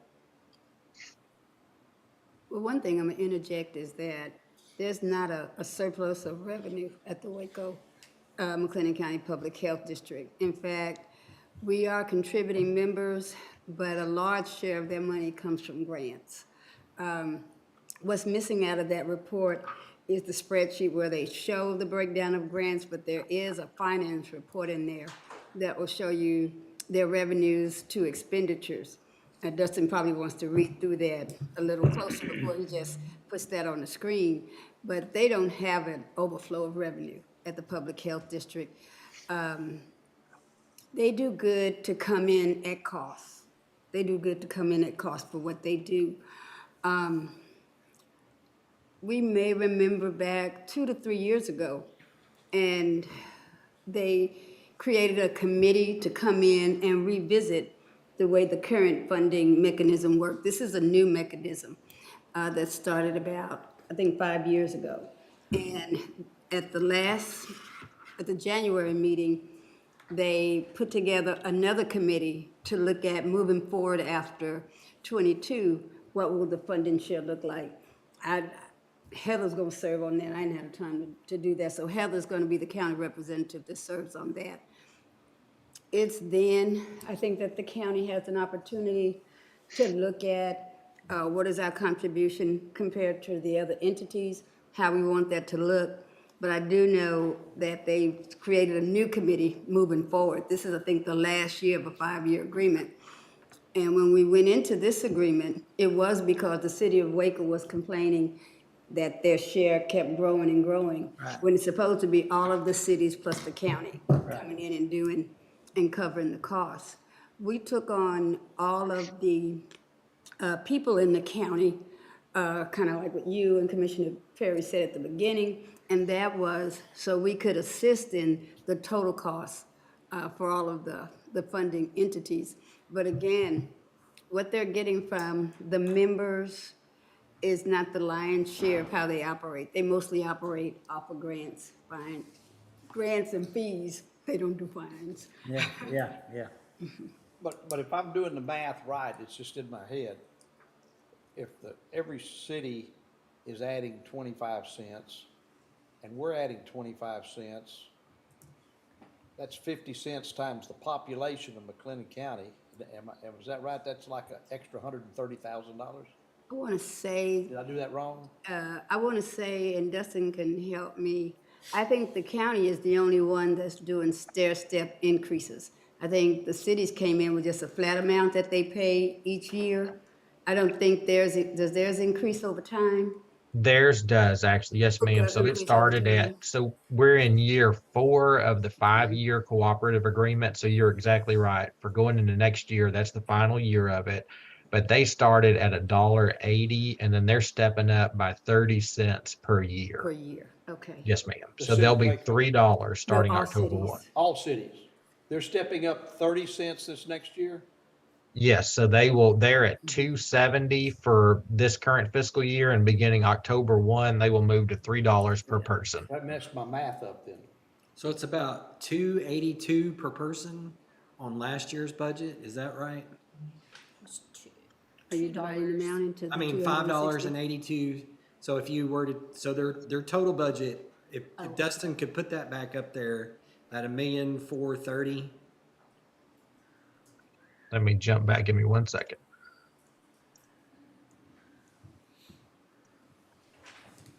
So their budget is $1,430,000, you divide that by 245,720, which was last year's, that's before the, since, I guess that was last year's census number, so that's about $5.82 per person, correct?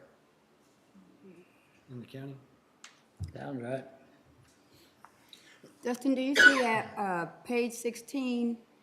Yes, ma'am, with all the grants. Mm-hmm. So so grants for FY22, it's a total of $7.5 million in grants, in grant funding.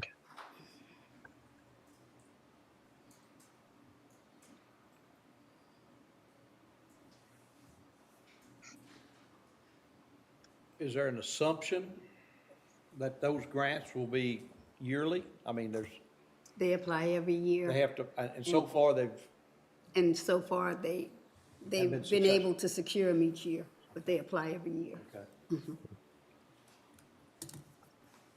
That's about, my way of thinking still, if it was just the city's increasing a quarter and us increasing a quarter times the population, that's still about 130,000 increase on the revenue side. And it may be that we need Ms. Mallory Horn to come in. But I can say this about public health. If we don't continue to stay at the level that we are, and I mean with services, public health affects all of us. And all we need is the wrong outbreak, and it could be devastating to the county. So they provide a service that's really invaluable.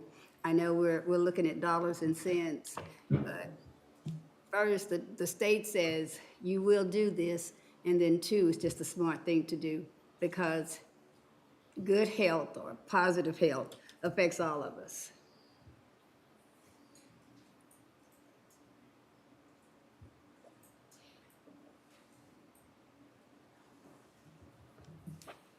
Do we have any, can we say, no, we don't want to go up? I mean, we're 4 years into a 5-year agreement. We pretty much have, and we agreed on the front end that we would do this up to $3. How do we say in the 4th year, we want to go another direction? Or we pretty much tied into this I direction? don't feel that's what's coming out of this discussion. I think it's more trying to us understand how it's broke out. Okay. I mean, unless somebody feels something No, different. I agree. Yeah, you can't, you make an agreement, you stick to it. Okay. We just want LaShonda maybe to come in here and tell us the operational side. To me, it's reasonable. Okay. It's those- Only thing I'd like to see is revenue and expenses, that end of year revenue, end of year expenses. So Dustin, And- you'll send that out to everybody. Okay. Yes, sir. And just thinking back to 5 years ago, it's similar with what the city's proposing with the library, where if I remember correctly, it was to give people time to budget. And so they did kind of the step in approach to it, that the incremental increase, but after 5 years, they felt comfortable that that would be the level of participation. And of course, it can go up or down, but it was a step in and not a one-time, large increase to all these funding entities' budget. Yeah. Okay, if you'll send that financials out to everyone, and then if y'all do want to hear from the executive director, we can do that too. Well, so if you'll send that out, then if anyone that has questions, then we will bring her in. Otherwise, we'll keep. And Judge, I'll have to get the more detailed that Commissioner Miller mentioned from their quarterly meetings. So I'll request it and then I'll get it sent out. Thank you.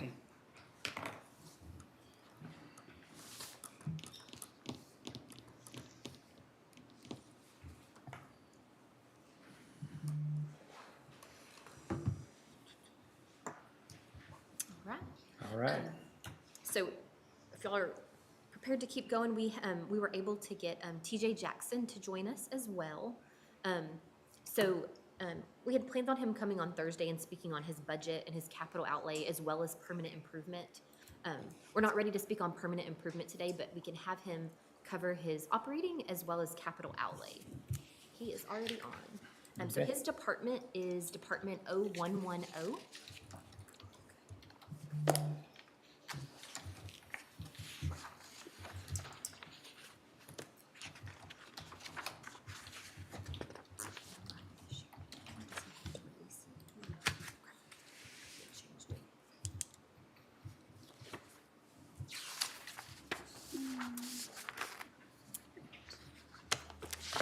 So TJ, there's three items highlighted that you had increases: supplies, motor vehicle, repair and maintenance, and janitorial. So if you just want to speak a little bit about those. Sure, yeah. So the supplies itself is pretty self-explanatory. We're seeing a epic rise in cost as far as paper goods and supply costs as far as cleaning and custodial supplies are concerned. So this is kind of our best guess on what the market's going to do over next year. We just wanted to capture it the best we could. And then, of course, if we see that it's not enough, we'll come back for an amendment next year. But we feel like this is probably a pretty good amount. Moving into FOG, that's more related to fuel cost. We've already done a budget amendment for this year to take care of what we think is going to happen for the remainder of the months here in 2022. So this is also our best guess, just not knowing what fuel is going to do next year to cover those expenses.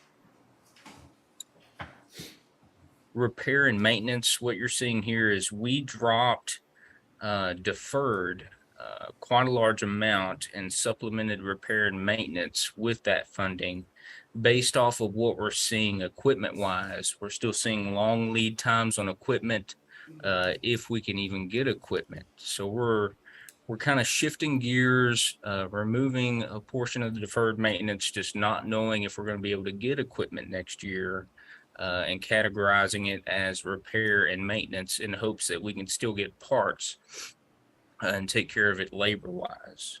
So that's the biggest change overall in the budget that you'll see for 2023. Janitorial services, we're going to see a little bit of a spike there just because we're wanting to do some additional deep cleaning in facilities throughout the campus. So this is just going to cover a portion of it. This is more related to carpets and floor care maintenance.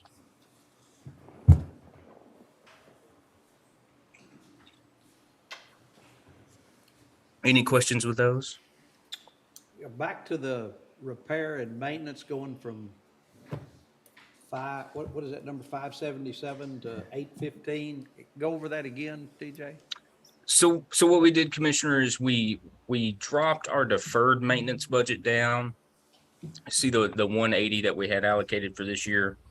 So we're finding as the year goes on and things are becoming harder and harder to find, just with long lead times, the equipment not being available, we are bracing for impact next year and supplementing our repair and maintenance account to cover those with repair parts instead of full equipment replacements. Okay, I see where you're, all right, thank you.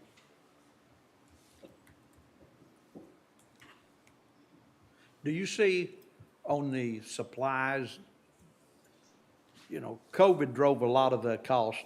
Now then it seems to be supply and demand. Do you see any of those coming down at all, or are they staying, elevated pricing still on a lot of stuff, PJ? Elevated still. I mean, we're seeing increases on a weekly basis, and I don't foresee an end in sight until the suppliers can get caught up, and I really don't know that they can at this point. So I think we're in for another long year. Okay, all right. I agree with you. And I know what we talked about earlier this morning, you know, the motor vehicle operating accounts, we'll pull those and we can kind of look at those as a whole, because he is another department that uses quite a bit of fuel, has quite a bit of a fuel cost there. So, but you can see he's already gone over his original budget this year, so still a reasonable amount there. But Yeah. anything else on his operating side of things? Okay. So capital outlay wise, he has 2 requests, and capital outlay is in Department 7920. I don't think I mentioned that earlier, but he has a request for a truck as well as 2 floor scrubbers. So the 3/4 ton truck is actually going to replace one of our current fleet vehicles. We've got an early 90s Ford Econo van that's a 3/4 ton that we currently use for pulling trash and surplus furniture and stuff back and forth from the warehouse, as well as our dump trailer that we utilize in various demolition projects. So this will replace that van. Once it comes through, it'll actually go to auction and we'll get rid of it. The 2 floor scrubbers are 2 walk behind units. Several years back, we bought a cheap no name brand floor scrubber, and it really did a good job for us. But it's time that we purchase some good name brand units to help us with our floor care. So this will kind of cut down on some of the mopping and time that it takes to clean those floors. So we'll really concentrate it more probably at adult probation, because it's a large square footage area of VCT that we try to clean on a daily basis. And this will also help us at the records building where we have large areas of hard surface flooring.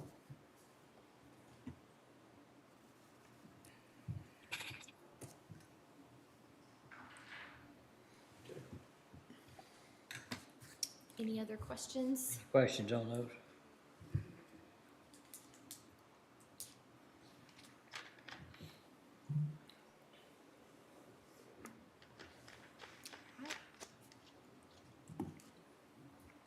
Thank you, TJ.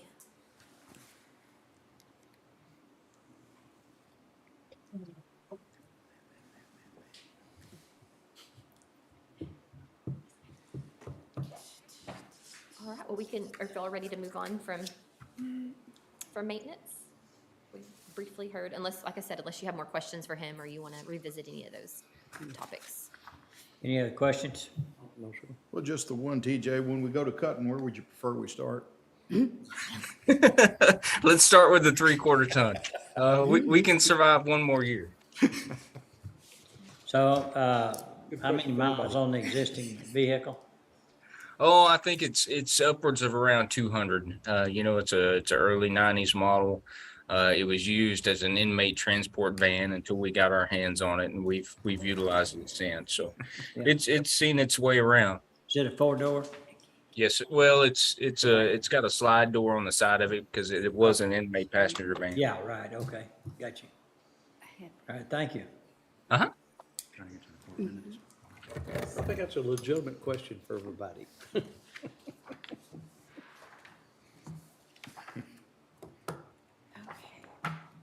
All right. joined us today, able to join us today. Thank you, Zane. We're gonna look at Department 3650. So 3650 is our countywide road and bridge department. Do we need to do that or not? You need to tell me. If you have, you can hand it out, that's fine. So Department 3650, like I said, countywide road and bridge. So we're focusing on that line item, the infrastructure, bridges, and low water crossing. And so we're looking at increasing that by $1 million, from $2 million to $3 million. Thank you. Let's see. Who's gonna read this for me? I know. Thank you, man.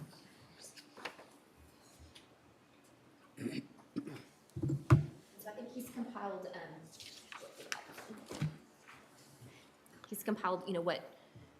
a list of priorities, of course, and then what he thinks can be done, in 2023, which is where the $3 million number comes into play, so. Yeah, the 2 million, last year was the first time we kind of budgeted for the countywide for all these low water crossings and bridges. And we just came up, I think originally we had 4 million, then we settled on 2 million. And I know that we've been hitting that fund pretty hard, and we still have some months to go to the end of the fiscal year for 2022. It is comprised of soft cost, including land surveying, geotechnical, flood studies, preliminary design, final design, construction administration, stuff like that. And what you have before you is an updated list of all the bridge and low water crossing projects, and there's about 20 of those, and I've got them broken down by precinct. There's about 9 in precinct 4, 6 in precinct 3, 4 in precinct 2, and 1 or 2 in precinct 1. And some of those are completed now. We're still kind of working on East Middle Bosque River low water crossing. And we're finishing up Cobb's Road Bridge in precinct 4. We've also completed the Panther Branch Road low water crossing in precinct 4, but we still have a large bridge ahead of us we're about to advertise very soon for construction on Panther Branch Road. That's item number 6 under precinct 4. And we also have North Crooked Creek Road, item number 3 and 4. Those will go together. We'll be advertising those probably before we get to fiscal year 23. And then in precinct 3, we are finishing up item number 1 there, the County Line Road South low water crossing, and we will be looking to do the preliminary work for Hazelwood Avenue Bridge. There's some other low water crossings there that we might be able to get to in fiscal year 23. In precinct 2, we're hoping to get the preliminary started on 7 Mile Road Bridge and It's a long bridge. Excuse me? That's a long bridge. Yeah. 7 Mile? 7 Mile Road. No, just kidding. Bridge on 7 Mile Road. Just kidding, just kidding. And then also get the Thompson Road Bridge opened up. And then we are currently working, having the design done for Trading Post Road, replacement of the railroad boxcar there. So those are some big projects. And then precinct 1, we're still waiting on FEMA's approval of the City of Waco and Walker Partners flood study, for a 12th Street Bridge over Flat Creek. So that's kind of been on hold, but once they approve that, and I would assume it would be approved in fiscal year 23, then we'll continue on that project. The other project. Hold your breath on that one. Yeah, I mean, it's been going on for a long time. Long time, yeah. I'm not making a comment, I'm just telling the facts. The good thing on that is the bridge is still functional, people are still driving across it, and safely so. The other item there in Precinct 1 is Bullhide Creek Road, and the Bullhide Creek has been cutting back and forth and is eroding into the bank where the road is located. And if it keeps eroding, we're going to lose the road. So I've just received a quote to look at that preliminary engineering wise. And our choices are to either relocate the road, could expect more erosion. The other idea is to try to straighten up the creek so that it's not sinuous, it's more of a straight shot. That becomes problematic because we start having to deal with FEMA and some other environmental agencies that would make the project really long in time and challenging. Our third and maybe better option is just to stabilize the bank, which is about 30 feet deep. And if we could stabilize the bank, then maybe we'd save the road and keep any further erosion from occurring. None of that's cheap, but I'll be getting with Commissioner Smith in the future. We'll be going over that and bringing something to court later to discuss. So with that being said, I've highlighted projects in orange there before you that will likely be in fiscal year 2023. That comes to 11 projects, roughly 3.4 million. We may not get to all of those projects, but that's why I was thinking maybe 3 million would be a good figure to budget for fiscal year 2023. For 2022, we had 2 million. With these 11 projects being some good-sized bridges, I was thinking maybe 3 million might be more appropriate. I guess the only thing is timing. If you think that really it's not realistic to get it in 23, go ahead and pull it out, unless it's a critical project. But if That's difficult to say. I mean, I know the Thompson Road Bridge will definitely happen. That's in Precinct 2, and Precinct 4, the Panther Branch in North Crooked Creek and Cobb's, that will definitely happen. That right there is easily $2 million. If we have another emergency low water crossing or bridge go out, I mean. But let me ask you this real quickly. Of all these, North Crooked Creek, if it's one that had to wait another year, that one's not that's not putting a lot of folks out, right? That's right. North Crooked Creek could actually wait another year. Taunt Creek, though, has got some erosion problems, and it could make that bridge have to be shut down, and we don't want that. No, I agree with you. I'm just saying though, but if we need to eliminate some of these, one of them could wait. Well, that's true. That 7 Mile Road could potentially be finished. I mean, extended another year, I guess. Thompson Road, we need to get that one open. Hazelwood Avenue in Precinct 3 could wait another year. So, yeah, we could get by probably with $2 million. Well, think about it. Okay. And also think, and remember, we're in a drought. I don't see a lot of washouts in our future, but near future. Do we have 7 Mile on the state's list? Is that the one we're crossing our fingers? We for other reasons, we do not. Okay. The infrastructure bill that I guess, are we negotiating with a third party now to administer that or to look at writing grants for us? Would some of these projects potentially fall in to some of that, Zane, as a possibility? I know there's no guarantees, but. Well, I've been monitoring that, and so far I don't think it does, but it could. Of course, we've hired LAN to try to help us determine what's in and what's out. It seems like if it's water infrastructure, it's in. But I don't know if bridges is really, now storms, culverts. Well, they were listed, weren't they? Low water crossings and. Low water crossings, yeah. And were listed in that as potential projects that would qualify. Right. And there was a difference between bridges and low water crossings, and then Culverts. Suzanne and I were visiting. There's a bridge investment project grant through the Federal Highway Authority There's a planning grant, but it has to be for planning purposes used for a large bridge project or just what they call a regular bridge project. On the large bridge, that's 50 million and up. And on the regular bridge projects, it has a $2.5 million award floor. And that is with a 20% match coming from the county. And so that's pushing a $3 million or $3 million plus dollar project as well.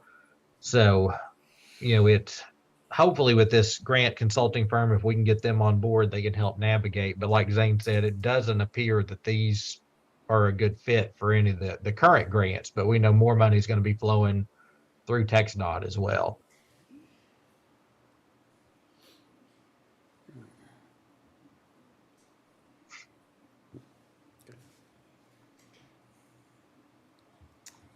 Any other questions? for Zane?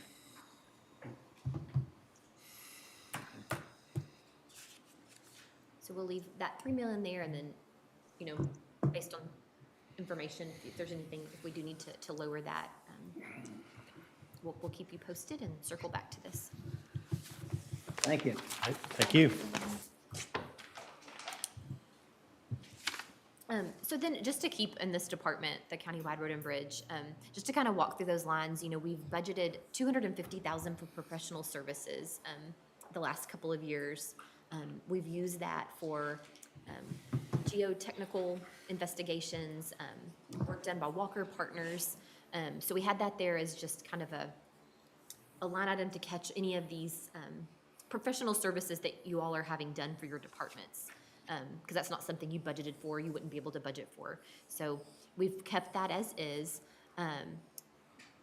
The McGregor Road project, we've budgeted an additional amount for next year.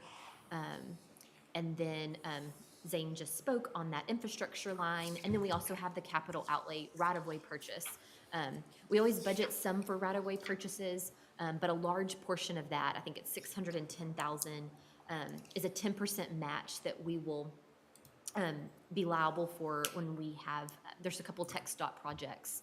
This was budgeted last year too, but we'll be liable for that 10% match at the end. So not knowing when that will be, we have re-budgeted that at this time. So the McGregor Road Yeah. project, what are you budgeting for that? So the max spent is I guess the max is going to be 500,000 is Right. from what we gather. I know there's already some cost in the works. Are you so- just showing it there because it's coming out of my budget? No. So you're taking it out of the road, you're taking it out of countywide now? It's been right.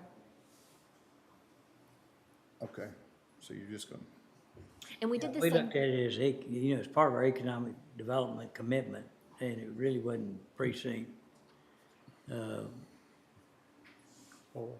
so is that, I will clarify. Okay. All of the labor and equipment costs are coming out of our budget.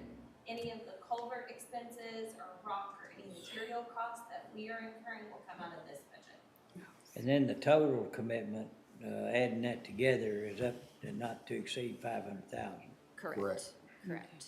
Yes, and like Christy was saying, any of this just Well- our labor, our work, that's already budgeted for. We're not dissecting that and putting that here. It's But just if those it- tangible costs. If it's over 500,000, and they don't have any money yet in their TERS, then we're gonna carry it until they pay us back, which could be several years. So I think we gotta put figure out what we're gonna, what the full cost's gonna be. See what I mean? Our agreement is they pay us back as their TERS builds up money. And then, because it was just established, we think it'll be back to our agreement, could be 3 to 5 years, I think. 3 to 5 years. So I think we are gonna have to go back and figure what we think the total cost will be. If it exceeds 500,000, then we're gonna have to pay for it. Yes, sir.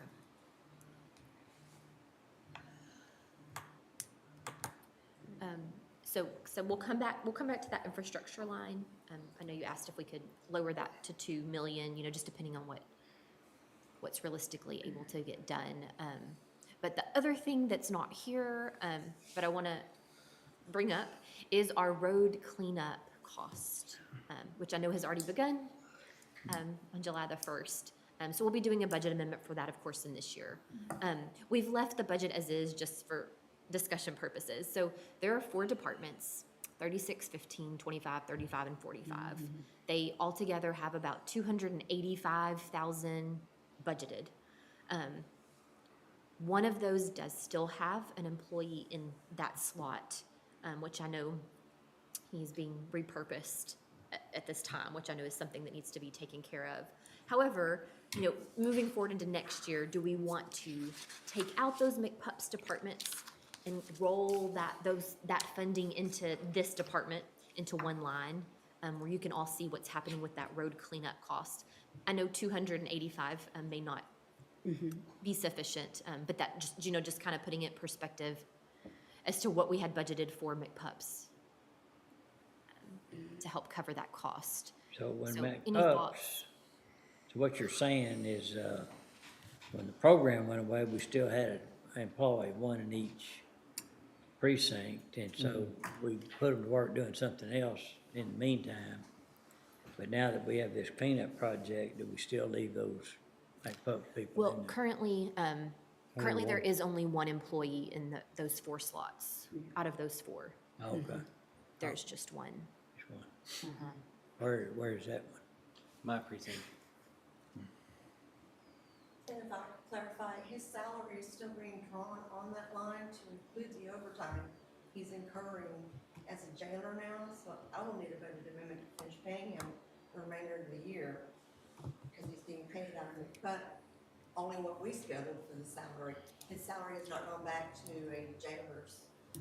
So is he working at the jail Yes. It's been absorbed into and you're paying for it? Yes. Well, you're such a nice. And so, I know at the time, When I gave up my position, I gave up a position one year that I had, you know, we have less than everybody else, and so we had this big, you know, Jack Harwell takeover, and I gave up asking for a position that year just to help out. Well, so it's the gift that keeps on giving. Let's And, get you him out of that wreck. and I know when, you know, So this why occurred, don't we put all these at like $1?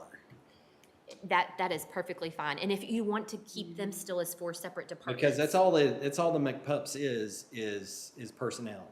Yes. There's no, Yes, there's no, 100%. there's no, Operating. there's no operating budget in there at all. There's no equipment. We buy the equipment out of our, out of our capital outlay and things like that. So I say we just put, all these McPups at $1 Okay. would be mine. In the event someday, Yeah, and it's still there. Yeah, Okay. And, you know, I think when January. that one employee, you know, was transitioned over to the jail, you know, is this temporary? You know, it was just one of those things that would come back, but, you know, it has not. So we'll get with HR and figure out how to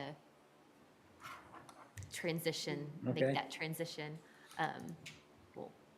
We'll touch back with y'all on that one. All right, But we'll create a line here that, you know, we could do road cleanup in all of your departments separate. I haven't seen an invoice yet, so I don't know how they're gonna be invoicing. I think it makes more sense just to keep it together for I do ease of too, administration since and to see it. We kind of said, if he works out good, we'll do him next fiscal year, and so on and so forth. The vendor, if he worked out good. Yeah, if he works out good, so put him in contracts, or is it? So, I'm assuming there's gonna be. so I would be for keeping them together and letting his invoice kind of show where he branches out. Yeah. If that is something. Yes, yes. I don't see any use in spreading it out, you know, but I know y'all want to monitor, of course, what they're doing, and so we'll add a line here, separate it out, just so that is something that y'all want to keep an eye on and see where that heads this next year. And we'll transfer that McPups budget over. I know not knowing what the cost may be for a whole year is not knowing, it's, We can't figure the cost for a whole year? well, I don't, What is this year's? Can't we figure a cost for a whole year? For the contract? Based on the contract? Kind of what his bid was. That's what I thought. Yeah, 8,000. Huh, Chrissy? How much is it a day? He said 8,000. It's like 1,200. Something a week, a day. I think it came out to what, 83,000, and then we did that times 4. Sounds right. Yeah, 'cause I got confused on So, 83. so we can nail down the price, I mean, the cost, the budget cost, and then y'all have to tell us if you get your money's worth or not. Yeah. We'll plug in a number based I do on know that. people, and they're So right now, you could just take everything we got and put it in that Yes, new yes. line. Everything we have. 5,000-6,000. Yeah, it won't be too much more than what. Are you gonna try to do that for this year? Are we gonna do a line, a So we'll do a budget amendment this budget year. amendment and And transfer? so we don't have a specific line, we'll just use, other services and charges or something like that. But next year, I want to keep it separate because I think it's something that's new and different and. But for Y'all the didn't rest get of that, y'all didn't get that Santa Claus memo from Chrissy? the, Yeah, Chrissy told us that precinct 1, precinct 4 was gonna pay this year. No. She didn't tell you? Hey, keep the I don't county- care how we do it, keep because the we're not, county none of clean. us are using our Yeah, money. whatever works, whatever works. Chrissy say, way to go, throw me under the bus. Okay, so we will create a line, we'll move the McPups budget over to cover this with an additional amount once we figure out how much that'll be per year. We'll put placeholders for McPups and then we'll talk with HR about that position and how we Okay. wanna configure that. Okay. Okay, good deal.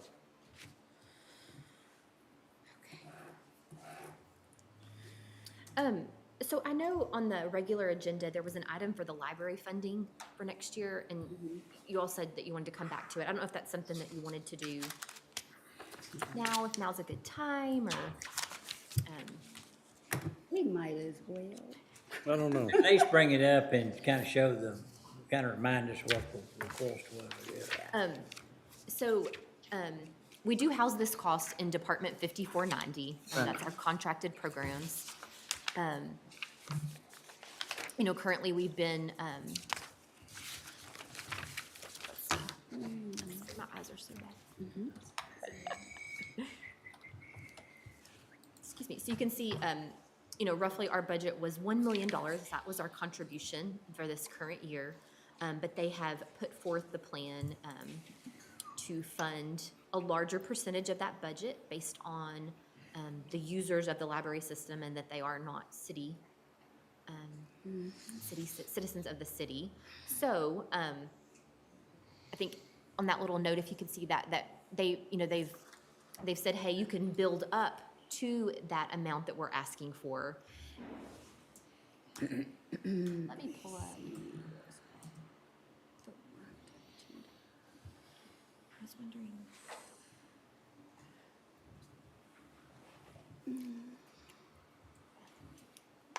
So while you're looking for it, I'll say this, I've been trying to warm up to this, and I can't. So I'm definitely have,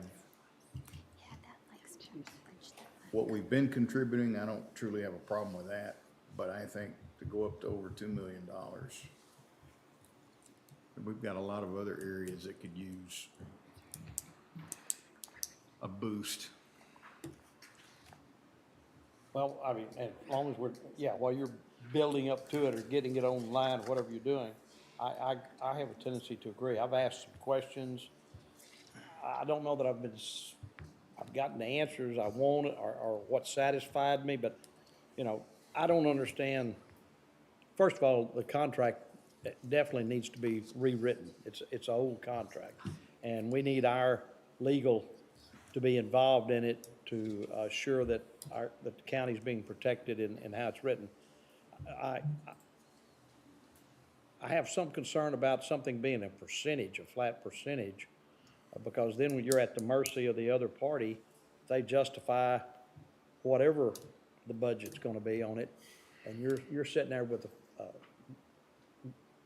contracted percentage, and it's just gonna go up and up and up. I looked at some numbers, back in 2015, 2016, they said they had almost 100,000 active patrons, and this last year we had just over 75,000 active patrons.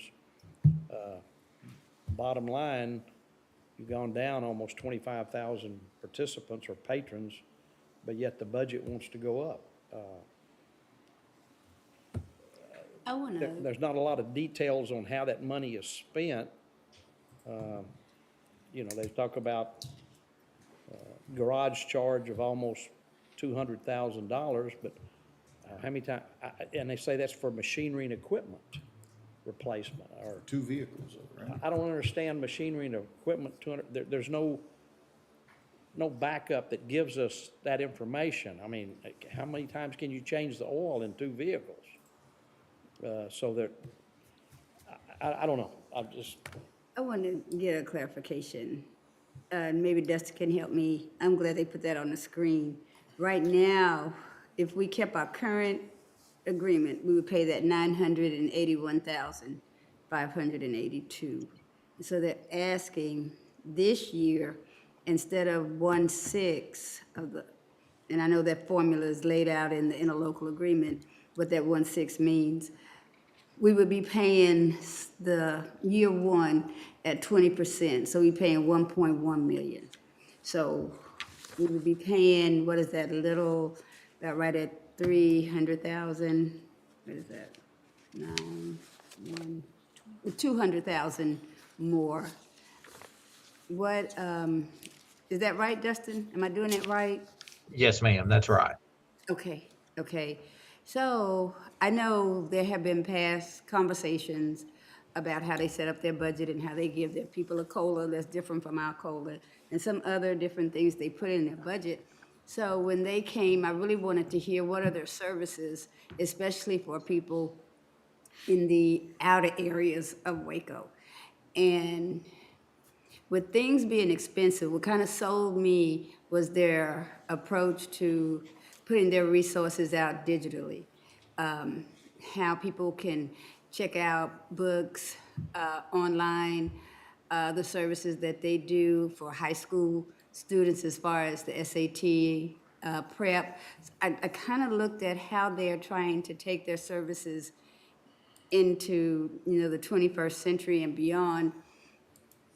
I'll go back and I'll look at their budget a little closer, but I applauded them for being innovative with their services.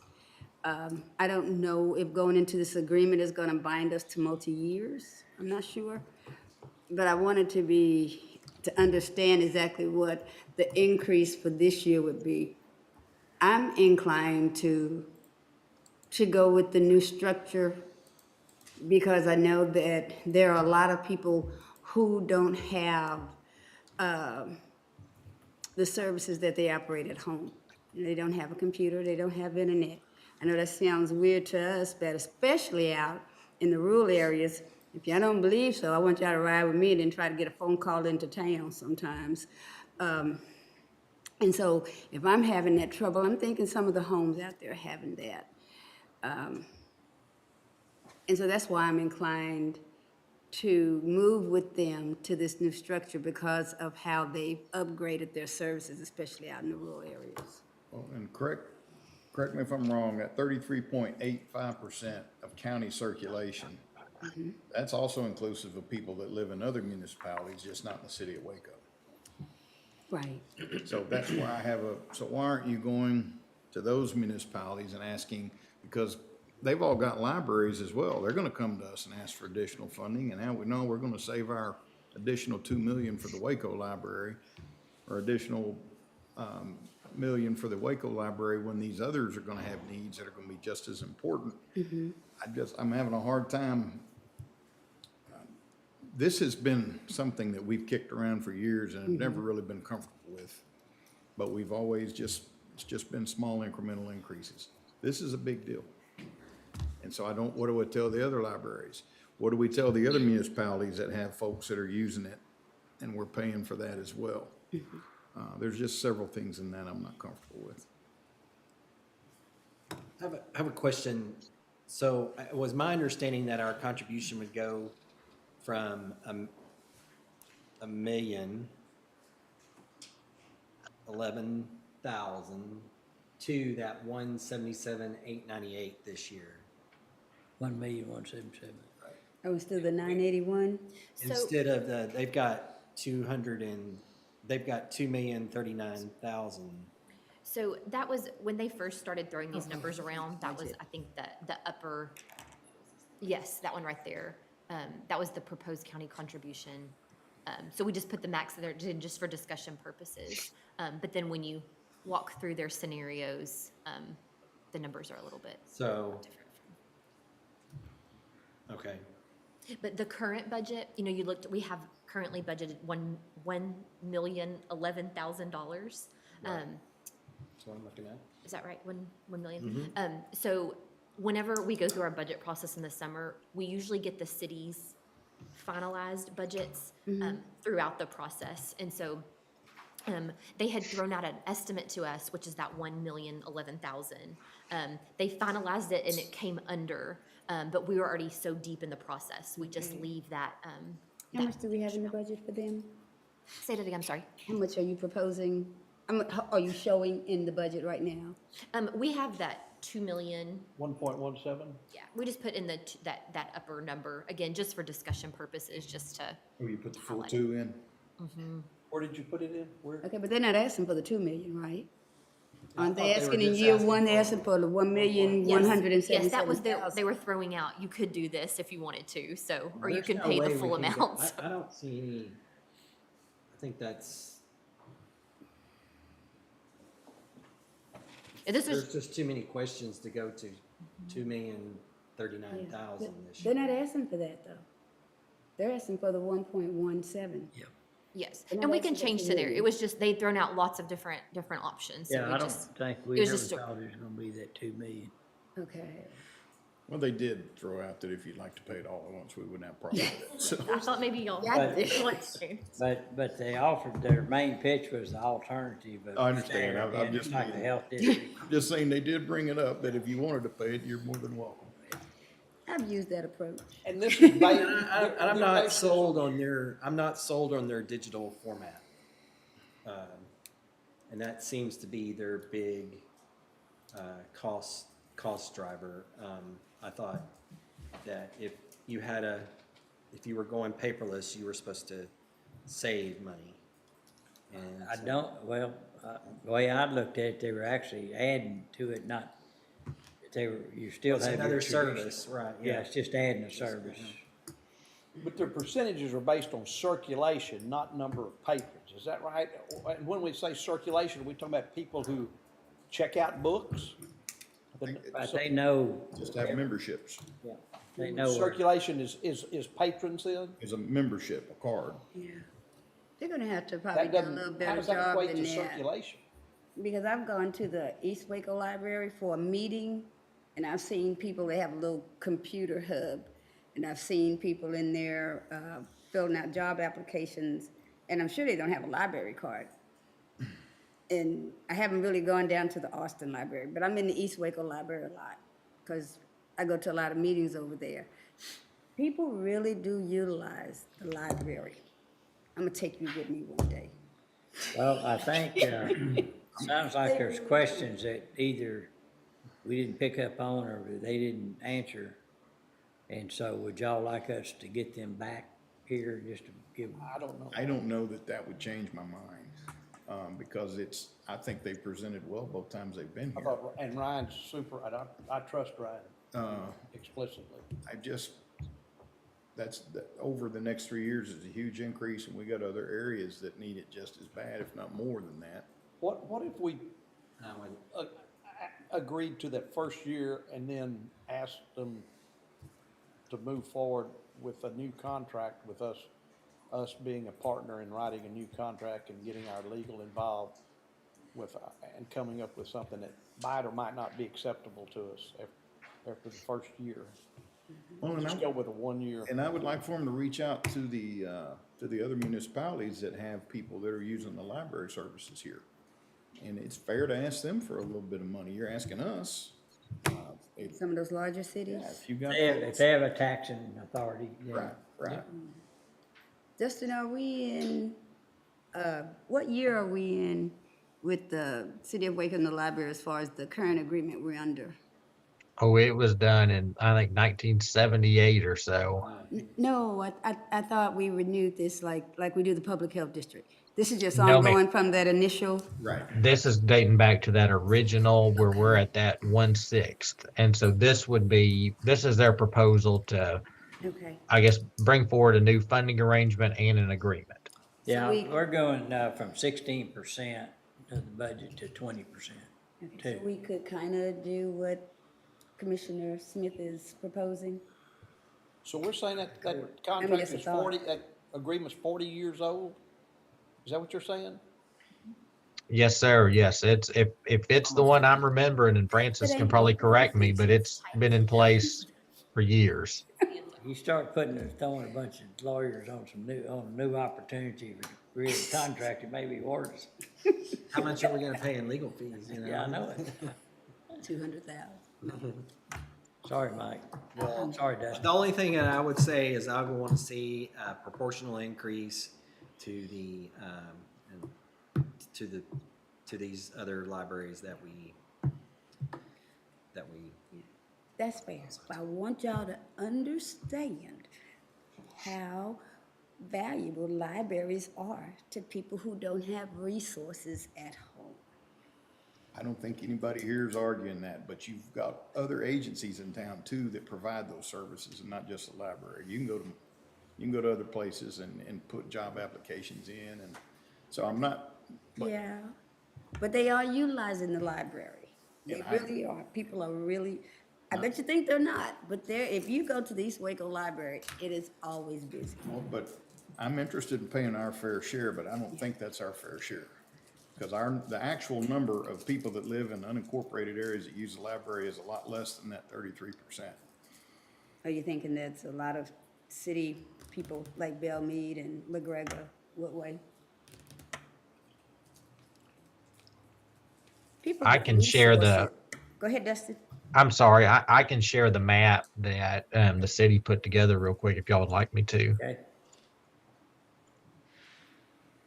So here is that map, and it's showing library patrons unincorporated of basically 7,500, with inside the city of Waco limits 41,000. Then all other cities in the county right at 14,000. So the red dots are patrons in the unincorporated areas. Okay. Which was a lot more than I thought. That's one thing I learned from it. But the other cities are almost twice what the unincorporated areas are. But see, that's a lot of, I Appre- mean, I don't know how to. That's 2, 4, and 3, 1. Do we know how many cities have their own library? Yeah. Yes. Yes. We know, we have that. See, we fund those as We well. give them $10,000 a 10,000 year. apiece, Sorry? 10,000 per library. It's back on that budget. West, So they're. Nancy Nail. Hewitt? McGregor, Hewitt West, part of Moody, Waco? Hewitt. Hewitt doesn't, Yes, they have their own. And so, and I don't think we write Hewitt. I don't think we help with that library, do we? we do. McGregor, West, Moody, Hewitt, and Mart, and we all of those receive $10,000 But, a year at this point. but also the public library supports those cities as well. They send material to Mm-hmm. And, Interlibrary transfers. right, interlibrary transfers as well as some of their access points. So you're almost double paying because you're sending 10,000 to Hewitt. And then you're also paying for any You're Hewitt additionally resident paying. that comes over here and uses the Waco library. So it gets to where you're Just like the health district. Y'all killing me today. except at a much higher rate.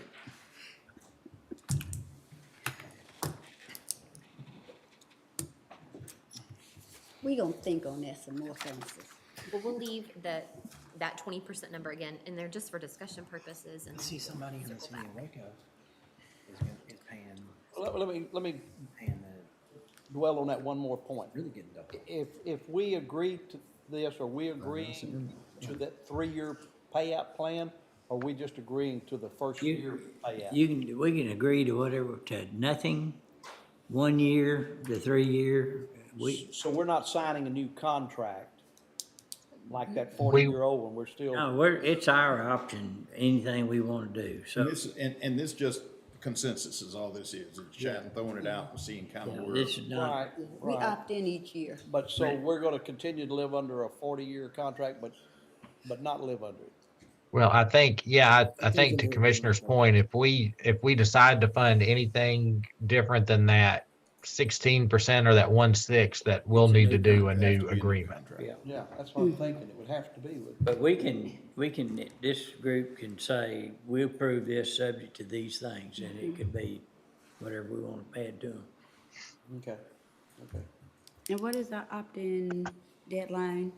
There's an opt-in, we have to tell them by August something, Dustin? When do we have to tell the library?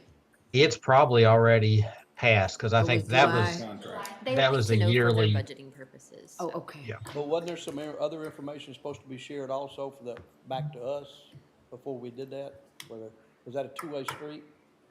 I don't recall us asking for something that we hadn't received yet, but if there is, I'll make sure we ask them.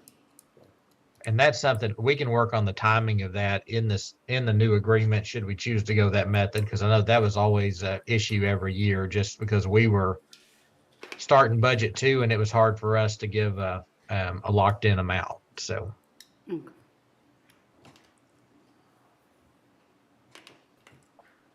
Any other questions? Or request, any information you want? No, I requested something, got 200 pages, so I'm not gonna ask for any more. Just trying to teach you a lesson. I know it, I don't understand. Okay, So, I mean, I don't know if y'all have anything else you want to bring up, but I mean, we can cut it today and then, move forward into tomorrow, if that's okay with y'all. We've covered a lot more than I thought we would today. Tomorrow, we have scheduled the sheriff's office, so they will go through their budget requests, everything that. I'm thinking you just didn't give us enough credit for what we could digest. No, it was great. I'm We've kidding never with had you. an agenda that, we haven't had an agenda that short in a long time. And then Thursday, we covered several things that we planned on covering on Thursday, so we'll be talking with IT, we'll look at the Permanent Improvement Fund, and then hear from Ralph with TCDRS, and then we can come back to all of these capital outlay requests, some of these other things that we've tossed ideas around today, get some more feeling on those things, and then move into personnel on Friday. okay, Alrighty. all right. So, we will just be recessing today. And we'll come back into order on 1:30 tomorrow? Is that what it is? Let's see, it was on the top of the agenda. 1:30. Yes, sir. Yes, sir. 1 o'clock. I think it's 1:30. 1:30 tomorrow. Tomorrow's the 6th, right? I have 1 o'clock on the. It's on my schedule at 1:30. The top of Yeah, the agenda says 1:30. Oh, okay. Well, this spreadsheet says 1 o'clock. Yeah. Somebody's gonna be early. If you want to be early. I would much prefer 1:30. Me too. I just don't want to be late to the party. Yeah, probate's tomorrow. All that should be done. Okay, if not anything else, well, and it is currently, 3:03, we will recess till tomorrow.